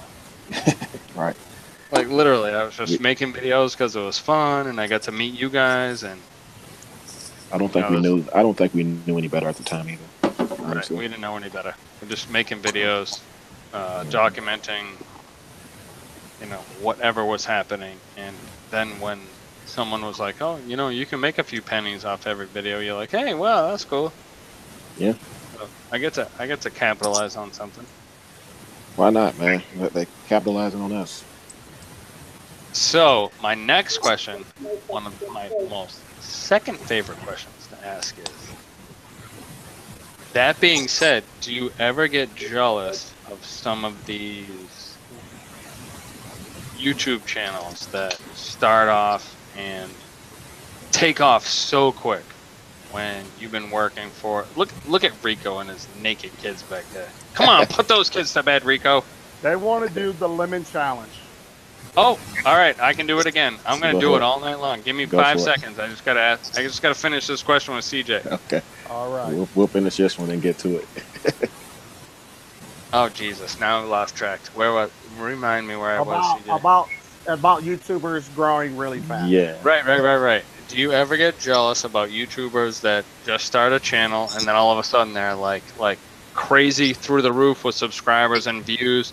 And yet, you know, they got like these crazy haircuts, and they're like, "Hey man, what's up?" And then like you have like 30,000 subscribers in like 2 months, and you're like, "What the fuck? I've been on this shit for like ever. Where's my 30,000 subscribers?" Nope. And I can tell you 100% no, man. It doesn't bother me at all. And as a matter of fact, I try to help people grow. You know what I'm saying? I try to help them get to that point, because if I never got another subscriber, never got another monetization, sponsor, whatever the case may be, I've already gotten enough. You know what I'm saying? I've gotten more than my fair share, more than I've ever expected to ever get. So at this point, it's nothing, man. I mean, I got people that were subscribed to me that I've given shout outs to that are about to surpass me. And I told them, just wave at me as you go by. You know what I'm saying? Because it's all good, man. I think ultimately, if everyone's doing it for the reason that they should be, then we all should support each other, right? Yeah, I would give up every one of my subscribers to just keep the YouTube friends I've made. You know, you, Rico, I've hung out with Rico. I haven't hung out with you, but I will. I promise you I will, and we'll have a good time. Oh yeah. Relaxing. Go ahead, get those lemons, man. We'll get to it so those guys can All right, go to bed with the lemon faces. Let's get Rico's got his son. His sons. Oh Jesus, he's got everybody. Yeah. And his daughter. Yeah. Mm. You guys all got lemons? Yeah. All right. So I'm gonna give Joyce. Joyce is on the live stream, and she's gonna Hi, Joyce. talk about it real quick, and then we're all gonna eat lemons again. So if you have a lemon, I'm ready. I got mine. Go ahead, Joyce. Give him a 15, 20-second shout off. We're gonna just bite down into this, right? No, it's for a good cause. It's to help support people that are battling a horrible disease that has a cure in the future, and we need to always think of what they're going through and the hard times their families are having, so we can support them with a little bit of sour to make their lives a little sweeter. Oh, I like it. I like it. Guys ready? Do we need to peel it or just bite through it? Bite through it. Eat it. You ready? 1, 2, 3, go.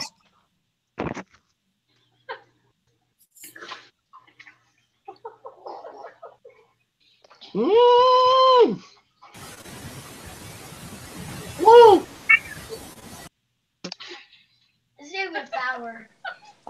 I like my man in the back. Little man in the back. That man, hey. He said it ain't even sour. Yeah. Get that. Get that lemon. It's for a good cause, folks. All right, Santa. You're the last one. You got to do it, honey.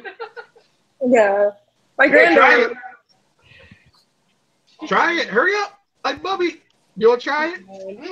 You'll do an hour later? A banana an hour later? Oh, my God. Dave, you on here, Dave? Oh. Woo. Yeah, sour. You want to try sour? Oh. All right. Yeah, check the other side. Hmm. Oh, my lips are killing me. Yeah. But all right. That is literally the last of, like, Joyce is like, please, guys, shut your face with your stupid lemons. I know, right? Can I get a towel? I wish my granddaughter was here because she would definitely eat the whole thing. I get towel? Huh? There. Open it up. Yeah, I'm still going to eat it. Okay, get the rest of that. It's for a good cause. Yes. All right, I got you, Dave. Roger that. Thank you. Thank you, Mike, for inviting me. And the kids heard about it and they wanted to get in on it. So I appreciate you inviting me in. I think it's a great cause and having us in for that. That is awesome. I'm glad I can see all the mini Ricos. Yeah. Who do you think who's the best? Suck on a lemon for a good cause. Who do you think's the best? Everything's competition with him. Yeah, I know. It'll never end. Where's the cutie pie? Where's she at? Come here. Mike, want to see you. No one cares about you boys. Get out of the camera. Go to bed. Oh, you're doing it? You go to bed. You're late. We want to talk to the princess. Uh-oh, they want to talk to you, Sissy. You're doing it.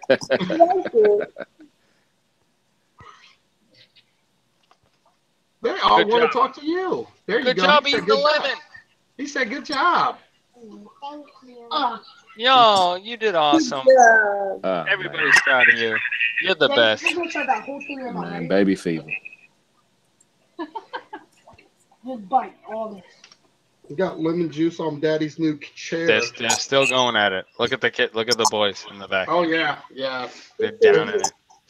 Everyone gets. Hey, also a good thing is none of us will be getting scurvy anytime soon. Right. Also really good. My lips Bruce are is still here. Rico's like the master of this, so I don't know. I can see Joyce, I can see Rico, I can see CJ, American Reefing, and then I gotta move my mouse. I see Greg, he's here. Tina Bloomfield says, "Love your kiddos, Rico." Thank you, thank you, thank you. Hey, Mike, I want to nominate George Farmer. for the lemon challenge. Who's that? Who do you want to nominate? George Farmer. Okay. You got to make it.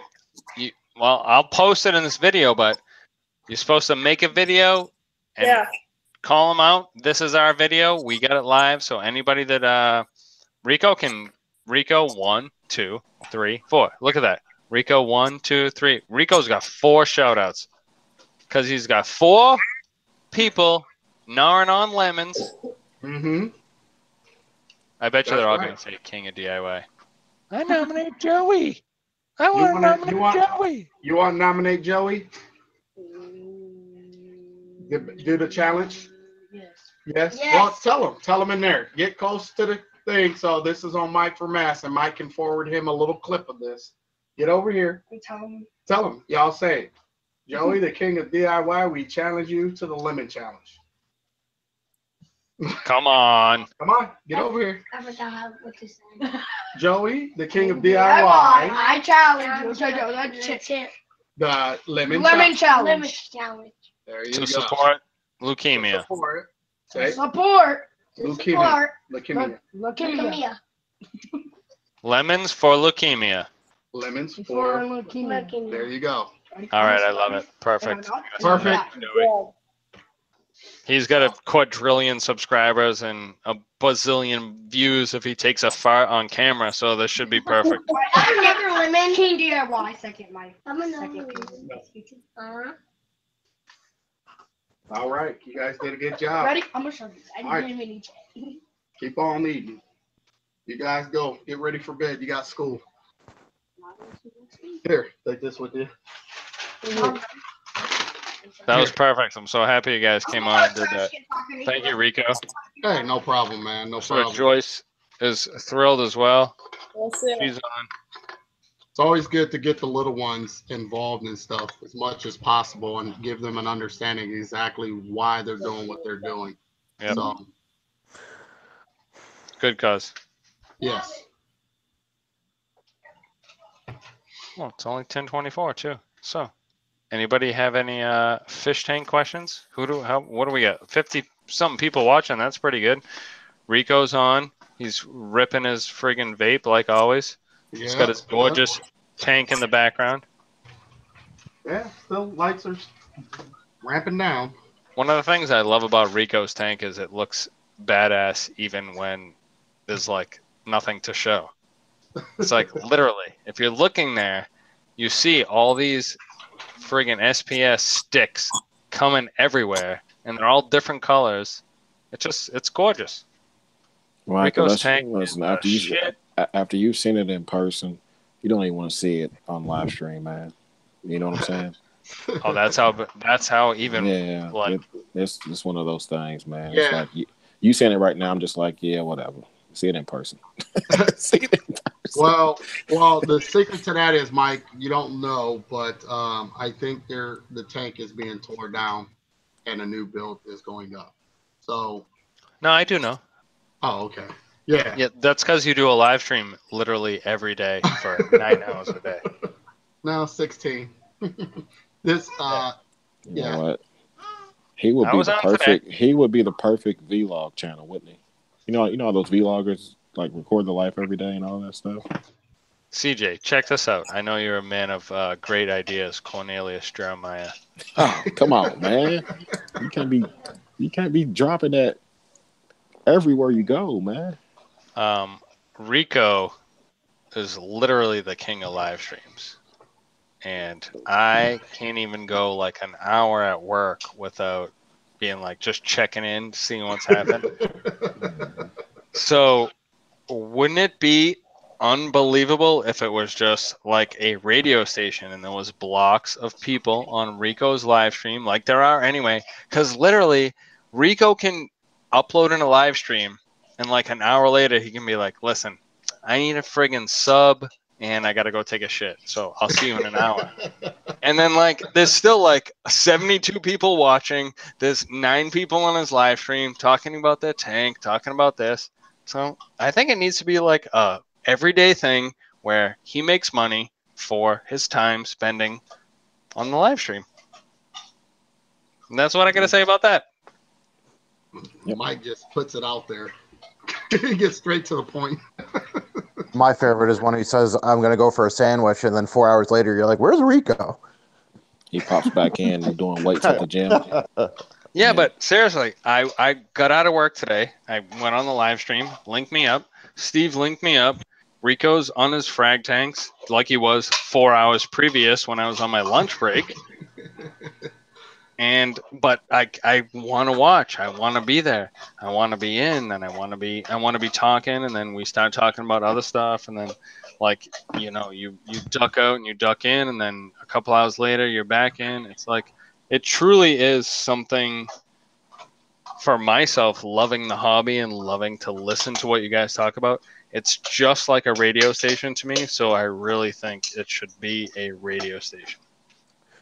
Well, I'm like the same as you. Like I work 12 hours a day, so like at work I have like a 5-minute break. I'm on the stream, and I owe a lot of my channel success to Rico. I mean, probably half my subscribers came from being on his live stream.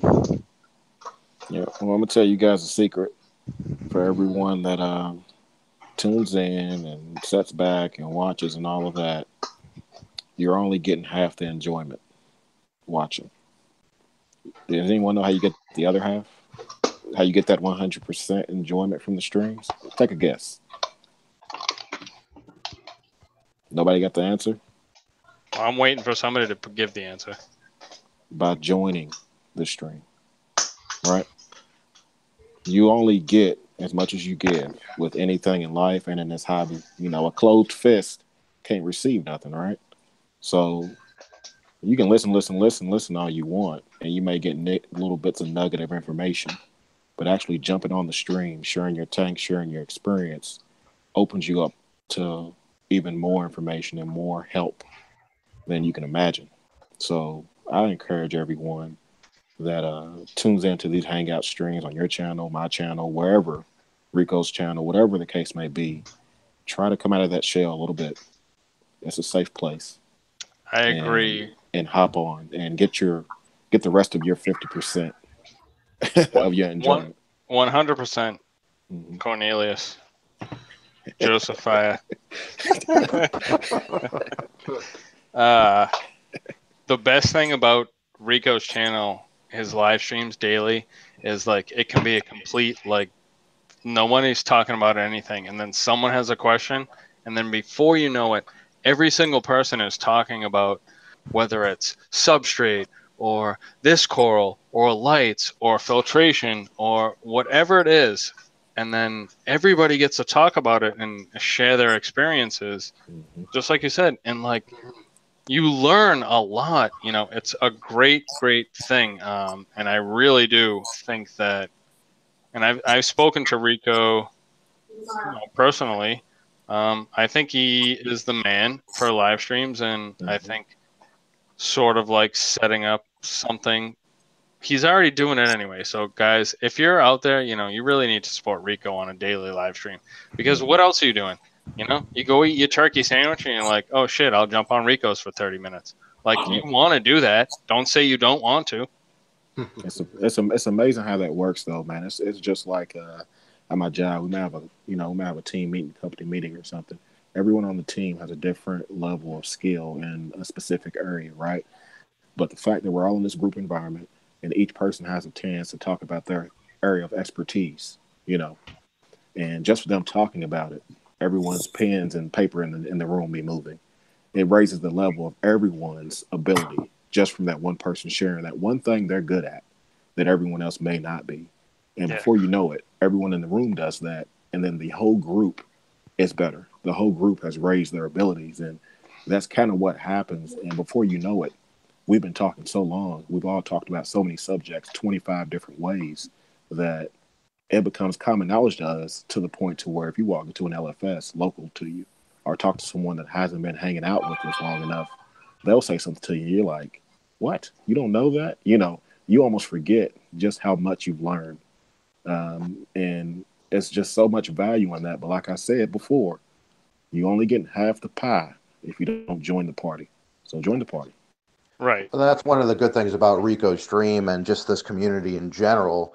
You know, while we're on the stream, you know, we'll be just shooting the breeze, whatever, talking. But then as soon as somebody has a question, somebody needs help, we're there to back them up, help them, whatever. Like, I don't know if Tina's still in the chat, but I mean, this community is basically, Tina's built her tank, but this community's helped her every step along the way.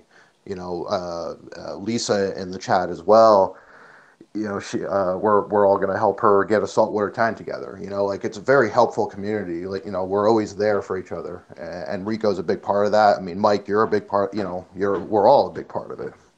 I think Rico is a huge part of daily motivation, because there's always something you have to do with your tanks, whether you have 1 or 10 or a half a tank, and being able to just, instead of like clicking on Sports Center or the news, you just like, you click on YouTube and somebody's on Rico's live stream and somebody's talking about something that you're interested in. And if you're not interested in it, then you tune in 3 hours later and you're interested in that topic. It's never the same. It's always awesome. It motivates you to, you know, hey, after tonight, you know, I'm going to go watch some TV with the wife, and then, you know, Rico's was talking about this. I'm going to dive into that with my tank. It's very motivating.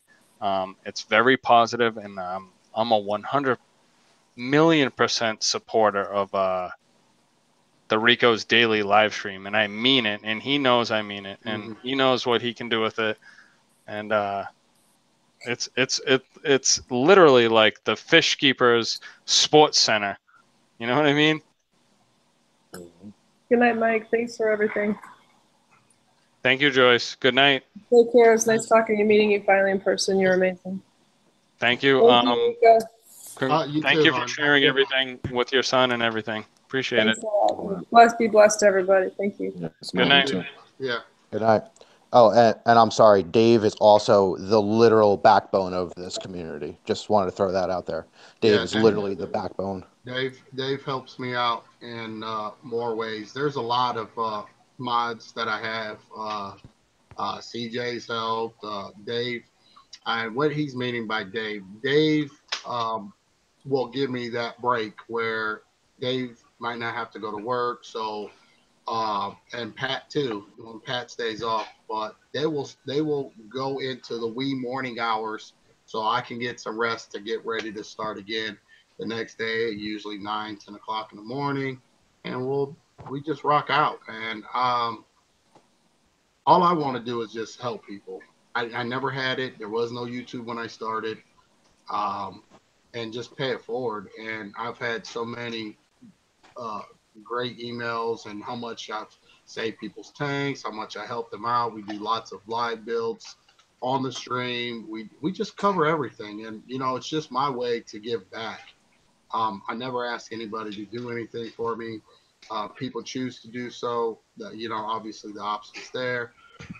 So I just don't want anybody to feel left out, you know, and I don't want people ask me to do Patreon and stuff like that.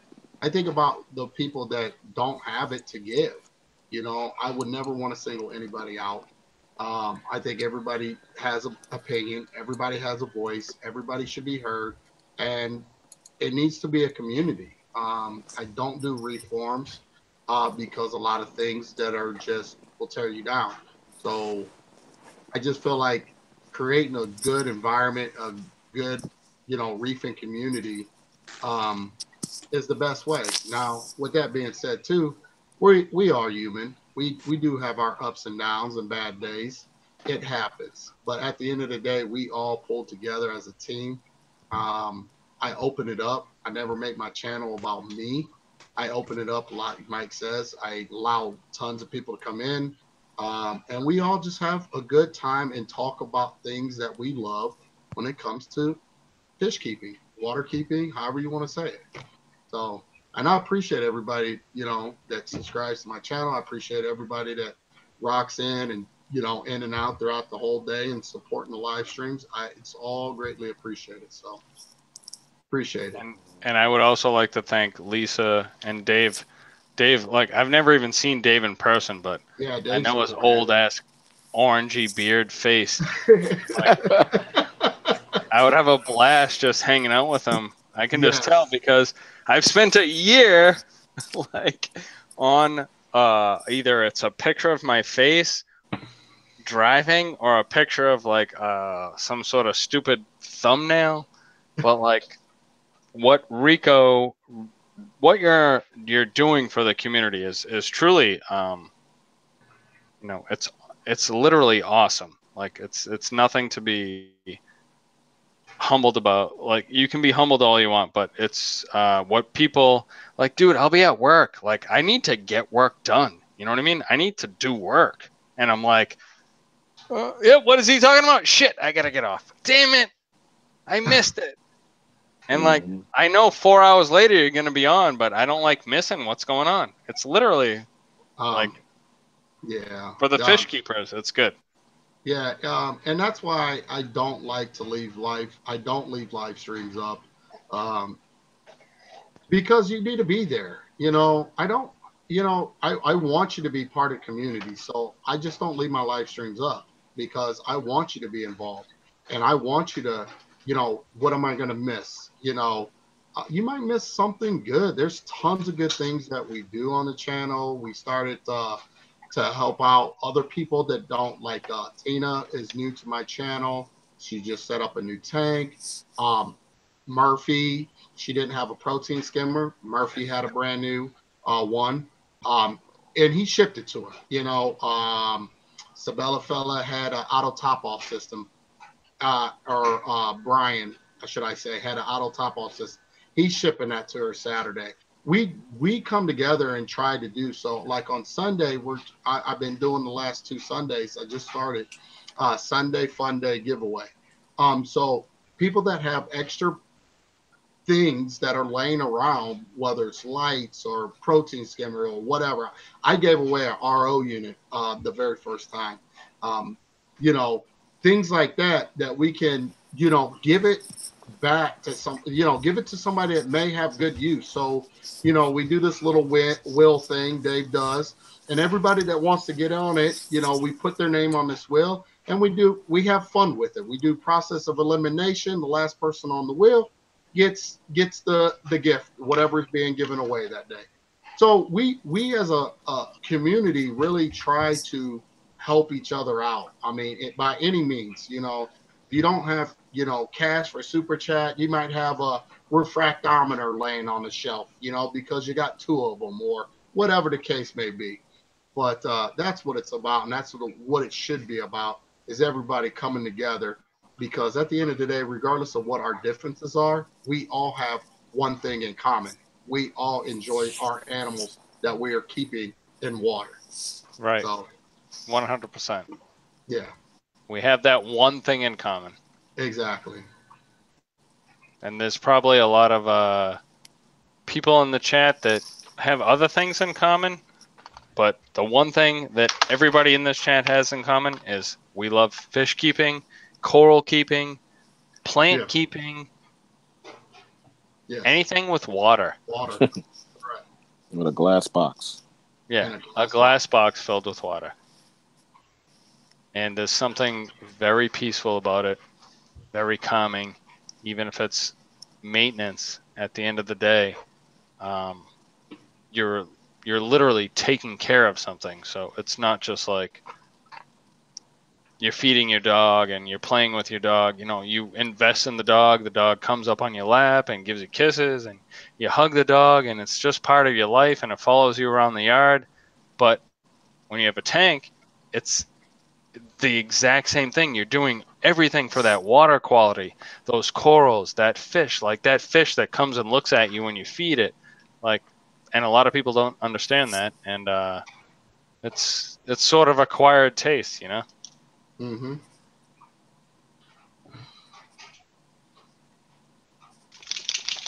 Yeah. And my dog has literally just chewed up like 1,000 puzzle pieces behind me. This Huckleberry, you bastard. Don't you love it when they do that? The Is that Legos and your puzzle dog's pieces. name? Your dog's name is Huckleberry? My lab's name is Sir Huckleberry Finley. Jury 1986 has a question there, Mike. Do you want to take it first?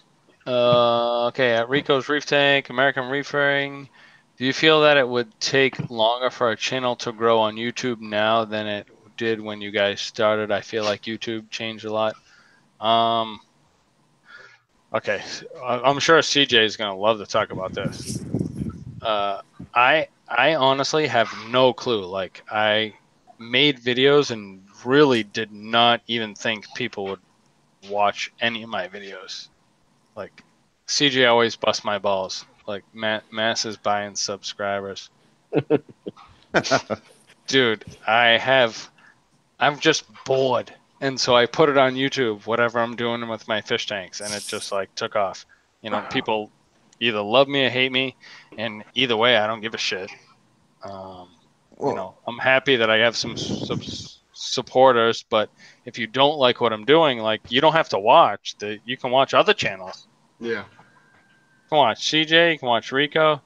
But I do think it's very, very difficult in the aquarium YouTube community to get subscribers now.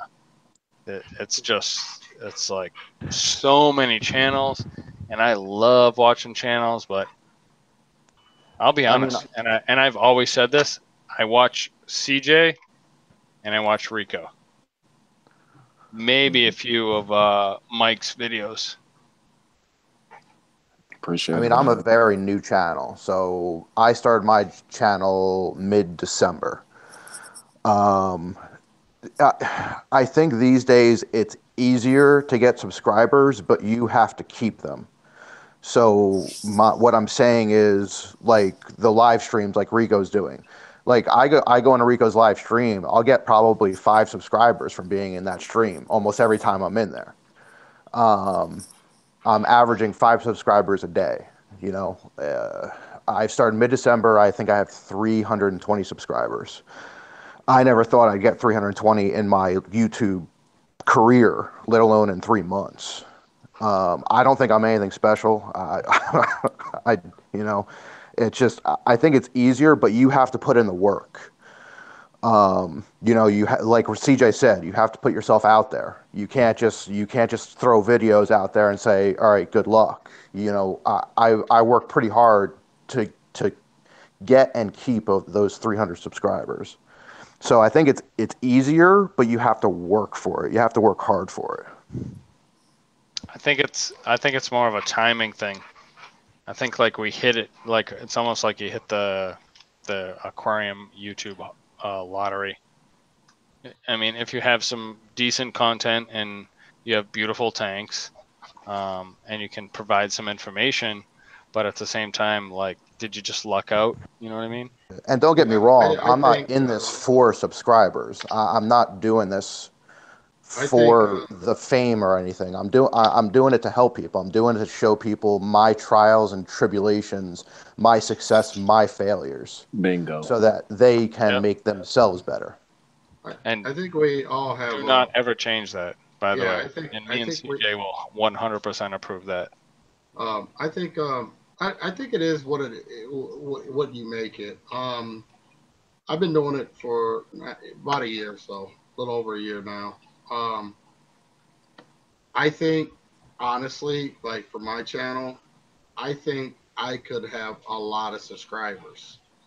The one thing I don't do much is put a lot of videos out. So that's my problem. I don't enjoy editing. I don't enjoy doing videos. I enjoy live streams. Now, those live streams are very long. I used to do marathon weekends, start on Friday and then end till Monday morning at the beginning.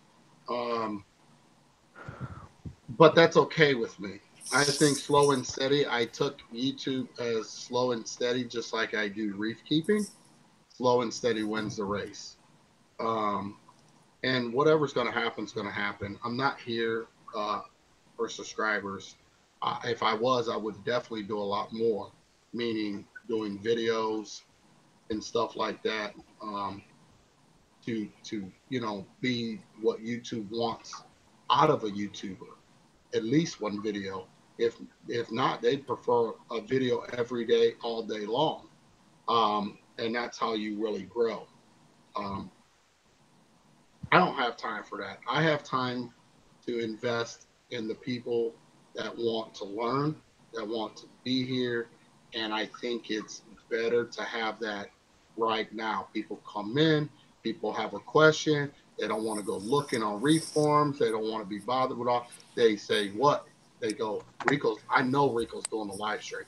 Let me see if he's on. Bam, come in, get the answer. You know, and you can also get a bunch of different other opinions because I allow other people to state their opinion on a situation. So it's up to you at the end of the day what you choose to do and who you want to take that advice from. But I definitely think it could be, I think, hard a little bit now because YouTube changed a lot of things far as monetization and stuff like that and view time. So it can be, but hey, look at it like this. Mike is doing this right now, a live stream. I'm always doing live stream. The one thing I could say is if you come to my live stream, you know, don't be afraid. Ask questions. Come in, please come in, show your tank, come in the hangouts, and contribute. You know, how you grow as a community is a beautiful thing. And when people see you're contributing and helping out and learning, and you know, Dave did it. You know, Dave wasn't. He was on. You know, now Dave repeats a lot. He's done it. He listened. CJ is another one. We won't talk about that story. I said that story enough on my channel about me and CJ.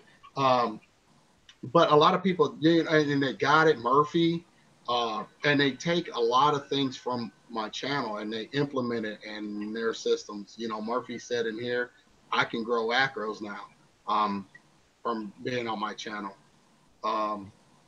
You will grow your channel as well by just being here, just coming to my, you know, people are going to sub who they want to sub. And people love hearing, you know, and seeing your progression in this hobby, seeing you coming in, showing your tanks, and, you know, talking about what just happened. You know, they want to be very supportive. They're going, if as much as they support me, they're going to support you as well. You know, obviously, just be part of the community, and your channel will grow. Just like Jeff said here, he's going, every time he comes on, he's gaining 5 subscribers a day. When I started, I didn't do that. I didn't get that. So, but there wasn't a channel out there like that doing marathon live streams, and it just turned into that. And I'm glad it did. I got to meet a lot of cool people. You build relationships that could last a lifetime from this stuff too. So you know, it's a blessing. But I do think if you put your mind to it, you'll be okay. Is it going to be a little hard? Yes, but don't get frustrated. You know, just remember one thing: only bad things happen fast. You know, so. Well, the good thing about your channel is when people come in there. So, like Mike said about the forums, when they come into your stream to get help, ask, you know, whatever it is, you don't beat them up. Now, you don't sugarcoat stuff. I'm not saying you sugarcoat anything, but you don't. So when you're on a forum, you almost immediately get attacked. You know, it's just, you go on a forum, you're going to get attacked by somebody. It's just going to happen. Somebody's going to call you an idiot, you know, whatever. But when they come on your stream for help, it's the, you know, we're on there. It's the community helping them. It's you helping them. And you're not beating them up for it. You know, like I said, you don't sugarcoat it, but you're not beating them up. Yeah, I'll tell you what. I would never do that. I was just kind of soaking in everything you all were saying, man. There's so much truth to everything, and if I was starting off brand new right now, let's say YouTube blew up my channel, and I had to start off again from square one. Start off focusing on your whole purpose of your channel, which is your tank. Show your tank the way you enjoy looking at your own tank. Mm-hmm. You know, find a way to be happy watching your own videos of your own tank, first of all. Yeah. Live your truth through your channel. Do that first. Do that first before you even worry about looking at anyone else's videos or people watching it or any of that stuff. Be your own biggest fan first as far as your content in your tank and whatever's happening. After you do that, you'll start seeing people trickle in. You'll be happy about 1 sub, 3 subs, 5 subs. You'll be happy about 3 likes.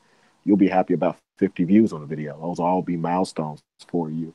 But ultimately, every single channel that has grown to the size that they are, whether it's Mike at 30,000, I got 16,000, Rico coming up on 4,000.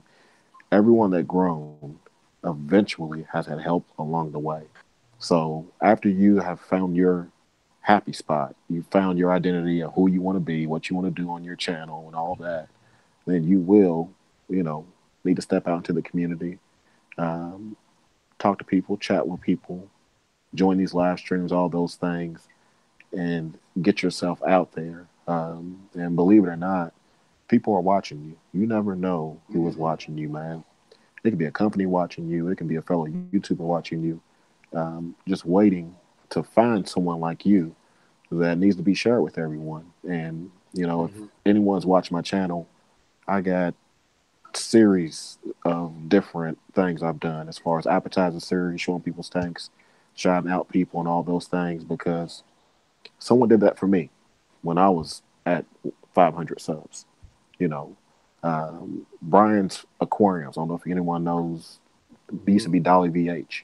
He made a series, Channels You Should Know, when I started off the 37-gallon cube. That shout out blew me up. Took my channel from 500 subs to 2,000 that quick.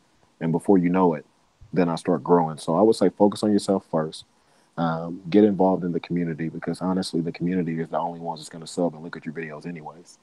And then go from there. So, I guess I would say it's not any more or less difficult after the changes, honestly, because the same fish community is going to be here before, after, and whatever happens, it doesn't matter, because the fish tank community doesn't depend on what YouTube is doing, because we're not on it for paying our bills. We're not on it for, whatever the case may be. That's not what we're doing it for. We're doing it because we just want to share our tanks, because the truth be told, there's no one in our lives in the real world that even cares enough to even talk about it with, because if it was, we wouldn't be on YouTube.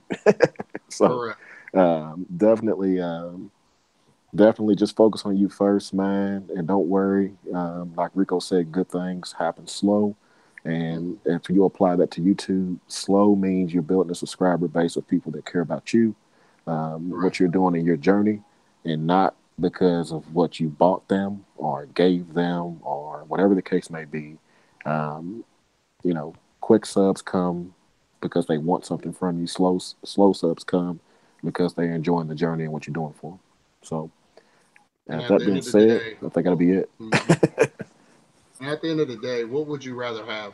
A group of people sub to you because I'll be back. Enjoy what you're putting out, or just a number.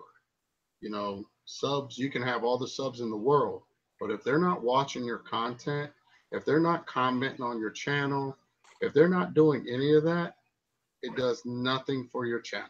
So you can have all the number, you can be 1 million subscribers. That means nothing if they're not participating, commenting, engaging with you when it comes to your channel. So for me, I rather have the subs that mean something to me. I want people to sub my channel because they respect my channel, they enjoy my channel, and they think it's a good channel. And those are the ones that are going to be on the live streams and hanging out and talking and, talking about their difficulties or, their goods and bads and indifference and all that. So, but yeah, so think about it that way. What do you want? Do you want numbers, or do you want a community? Do you want people that are there for you, to see, as a community? So something you have to figure out too as well. Yeah. Like on my channel, I love the comments. Like when I get a comment, I jump on there immediately. I respond. Like that's what I love about it.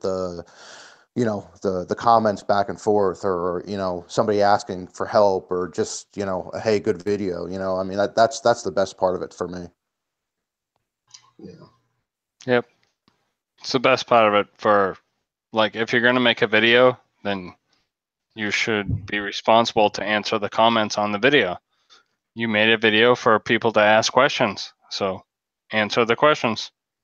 That rule honestly doesn't apply to me because I'm on 16 hours a day. So if you leave a comment, please just come in and ask and if it's something you need to know, and just ask me, because by the time I get off here, I have no time to look at the video that might have went up. So sorry about that. Sometimes I do get to it, but I always do give a thumbs up to your comment, and I do make sure I hit the heart button. So you do know that I did see the comment. But, yeah. Rico always hits the thumbs up pound button. Yeah, there it is. That's my support. You know, I want people to know I seen it. I got you. My support is in. I'm a bit OCD, and I reply to every single comment that I see, whether it's 100 words or, hey, what do I use here? I will reply to every comment, and I keep that status quo, and maybe I won't be able to do it one day, but as of right now, I can do it. And so if you comment, I will reply to your comment on any one of my videos, live stream or not. Now, speaking of that, real quick, not to cut Mike off, if you guys came in here and you have not hit that thumbs up button to support this live stream right now, please go out and hit that button. It'd be greatly appreciated. Yeah, hit the thumbs up. Yeah. That's Mike, I got whenever Rico you get on. I got the king of live streams. I got CJ, who I still got 8 questions to ask, but CJ, maybe the kid, the 3-year-old, he's up. He said he was going to be right back. Okay. What is up, everybody? Hit that thumbs up. Should I answer some question? Bubba's been here forever. Yes. Reefer Gill's been here forever. Yep. Yeah. Bubba doesn't have a wrench. It's upside down world if Bubba doesn't have a wrench in the live stream.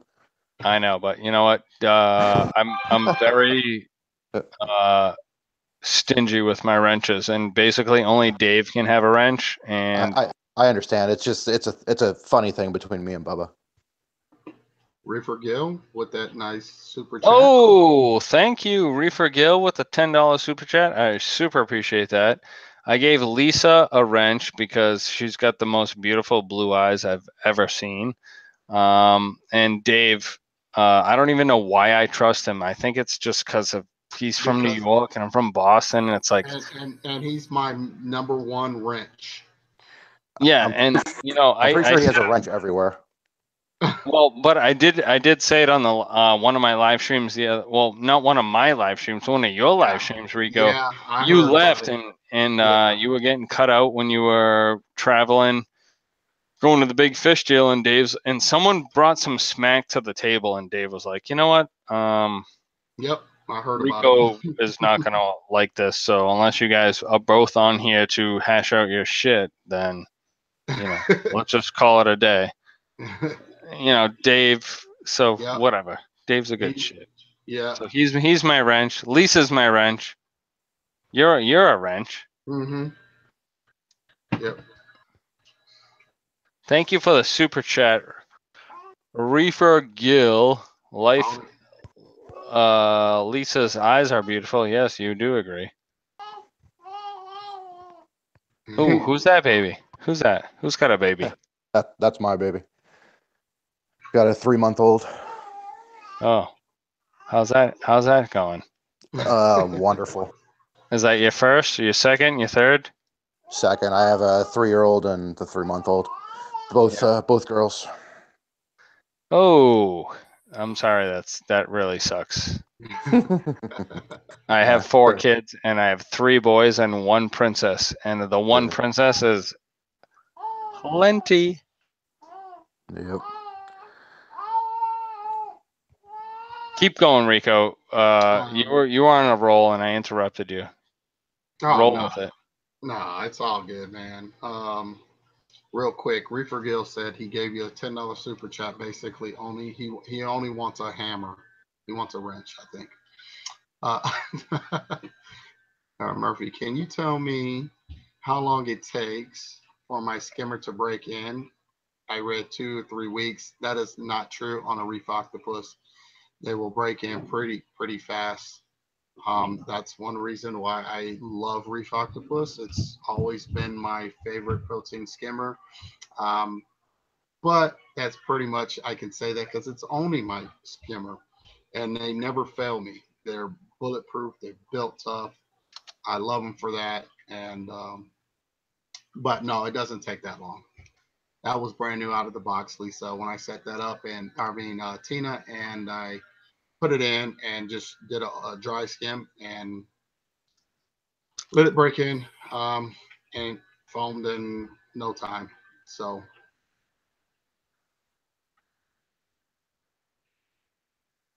yeah, take you longer to get it tuned in right. Yeah, but we can work on that.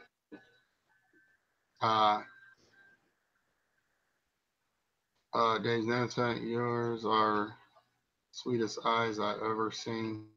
Elton John. All right. So, yeah, I honestly, Mike, I can't wait. I'm actually really excited to restart this journey for people. Hopefully, it'll come soon enough. Yeah, I think you need to do it. I think you're doing it every day anyway. I think you need to start getting paid. Yeah. Well, I don't, I let people do what they can when they can.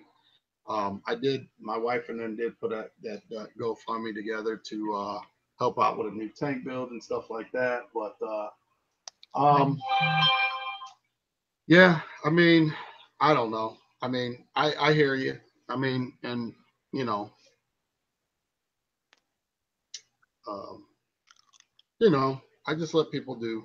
I kind of just do what they do. If they want to, they want to. If they don't, they don't.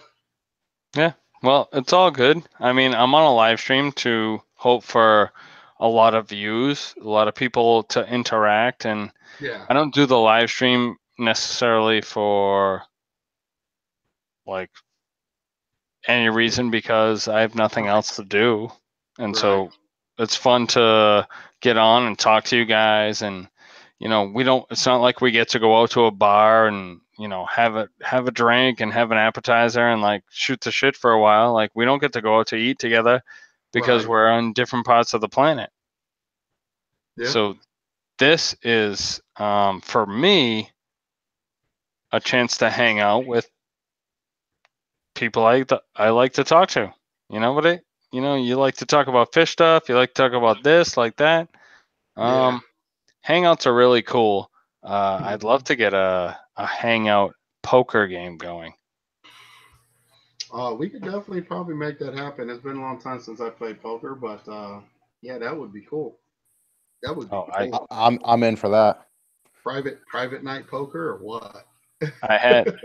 I host poker once a month at my house, and I cleaned up last Saturday, big time. Uh-oh.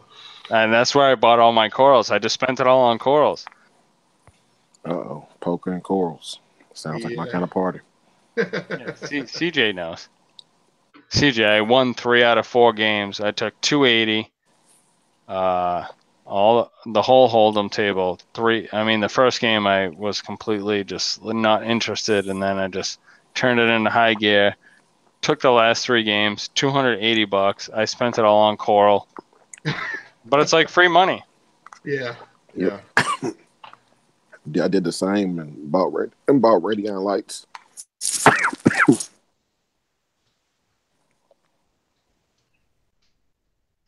Yeah. So CJ, you there? Yeah, just choked on some ice cream somehow. Oh, well, I think Mike had a couple more questions for you. Oh, CJ, you want to answer some questions? Go for it, man. Well, no. Now I got to find them. I already put them away because I thought you were long gone. He's over flipping through papers. Now, little CJ woke up. I think he had. Real quick, too, for anybody that don't know, July 28th, for anybody that would be interested in it, we're doing a tidal garden barbecue or hangout July 28th. That's a Saturday. So I like to see you guys come together and hang out for that and, you know, buy corals and just have a one-on-one meet, greet, drink, food, the whole 9 yards. So I thought I'd put that out real quick. Yeah, I'm definitely going to that. O and I are going to rent a car to get there, and our ton of weight is going to break it. Hey, I hope all the hotels got openings over there because nobody's going to be able to drive home after that. No, yeah, not going to happen. Yeah, there's hotels all over. I'm staying at Rico's house. He just doesn't know it yet. If that's the case, everybody's going to be staying at Rico's house. Negative.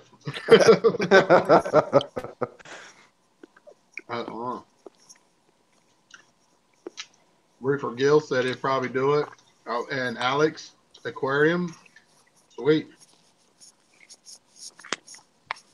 Oh, Alex G. I didn't even see him. Is he in here? He should have a wrench, too. I'm just giving out wrenches left and right tonight after like 97 beers. You just said you're stingent with wrenches. You just handed them out left and right. Yeah, I know. I can't make up my mind. I think that man might get up. Let's hold off on all the rest of it until the next time we actually have one. Because I may have to dip off at any moment's notice here. Yeah, I think I'll actually call the live stream at this very moment. All right. Sounds good. Sounds good, man. Thank you, everybody. Rico, CJ, Greg, everybody, Joyce. Thank you, everybody. One lemon. That's fucking gross. For lemons for leukemia, and I love hanging out with all you motherfuckers every day of the week. All day long. Got CJ on. You got Rico with his freaking tank top, like you're just gonna go fishing with him. I love this shit every day.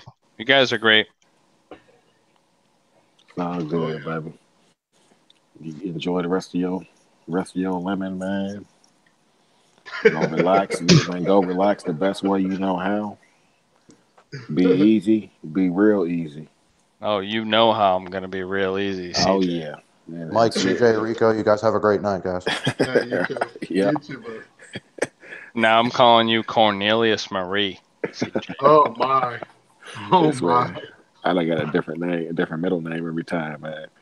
Cornelius Marie Jones. On that note, Cornelius is out. You guys learned the secret. The mass live stream is out, motherfuckers. Peace. All right. Stop broadcast.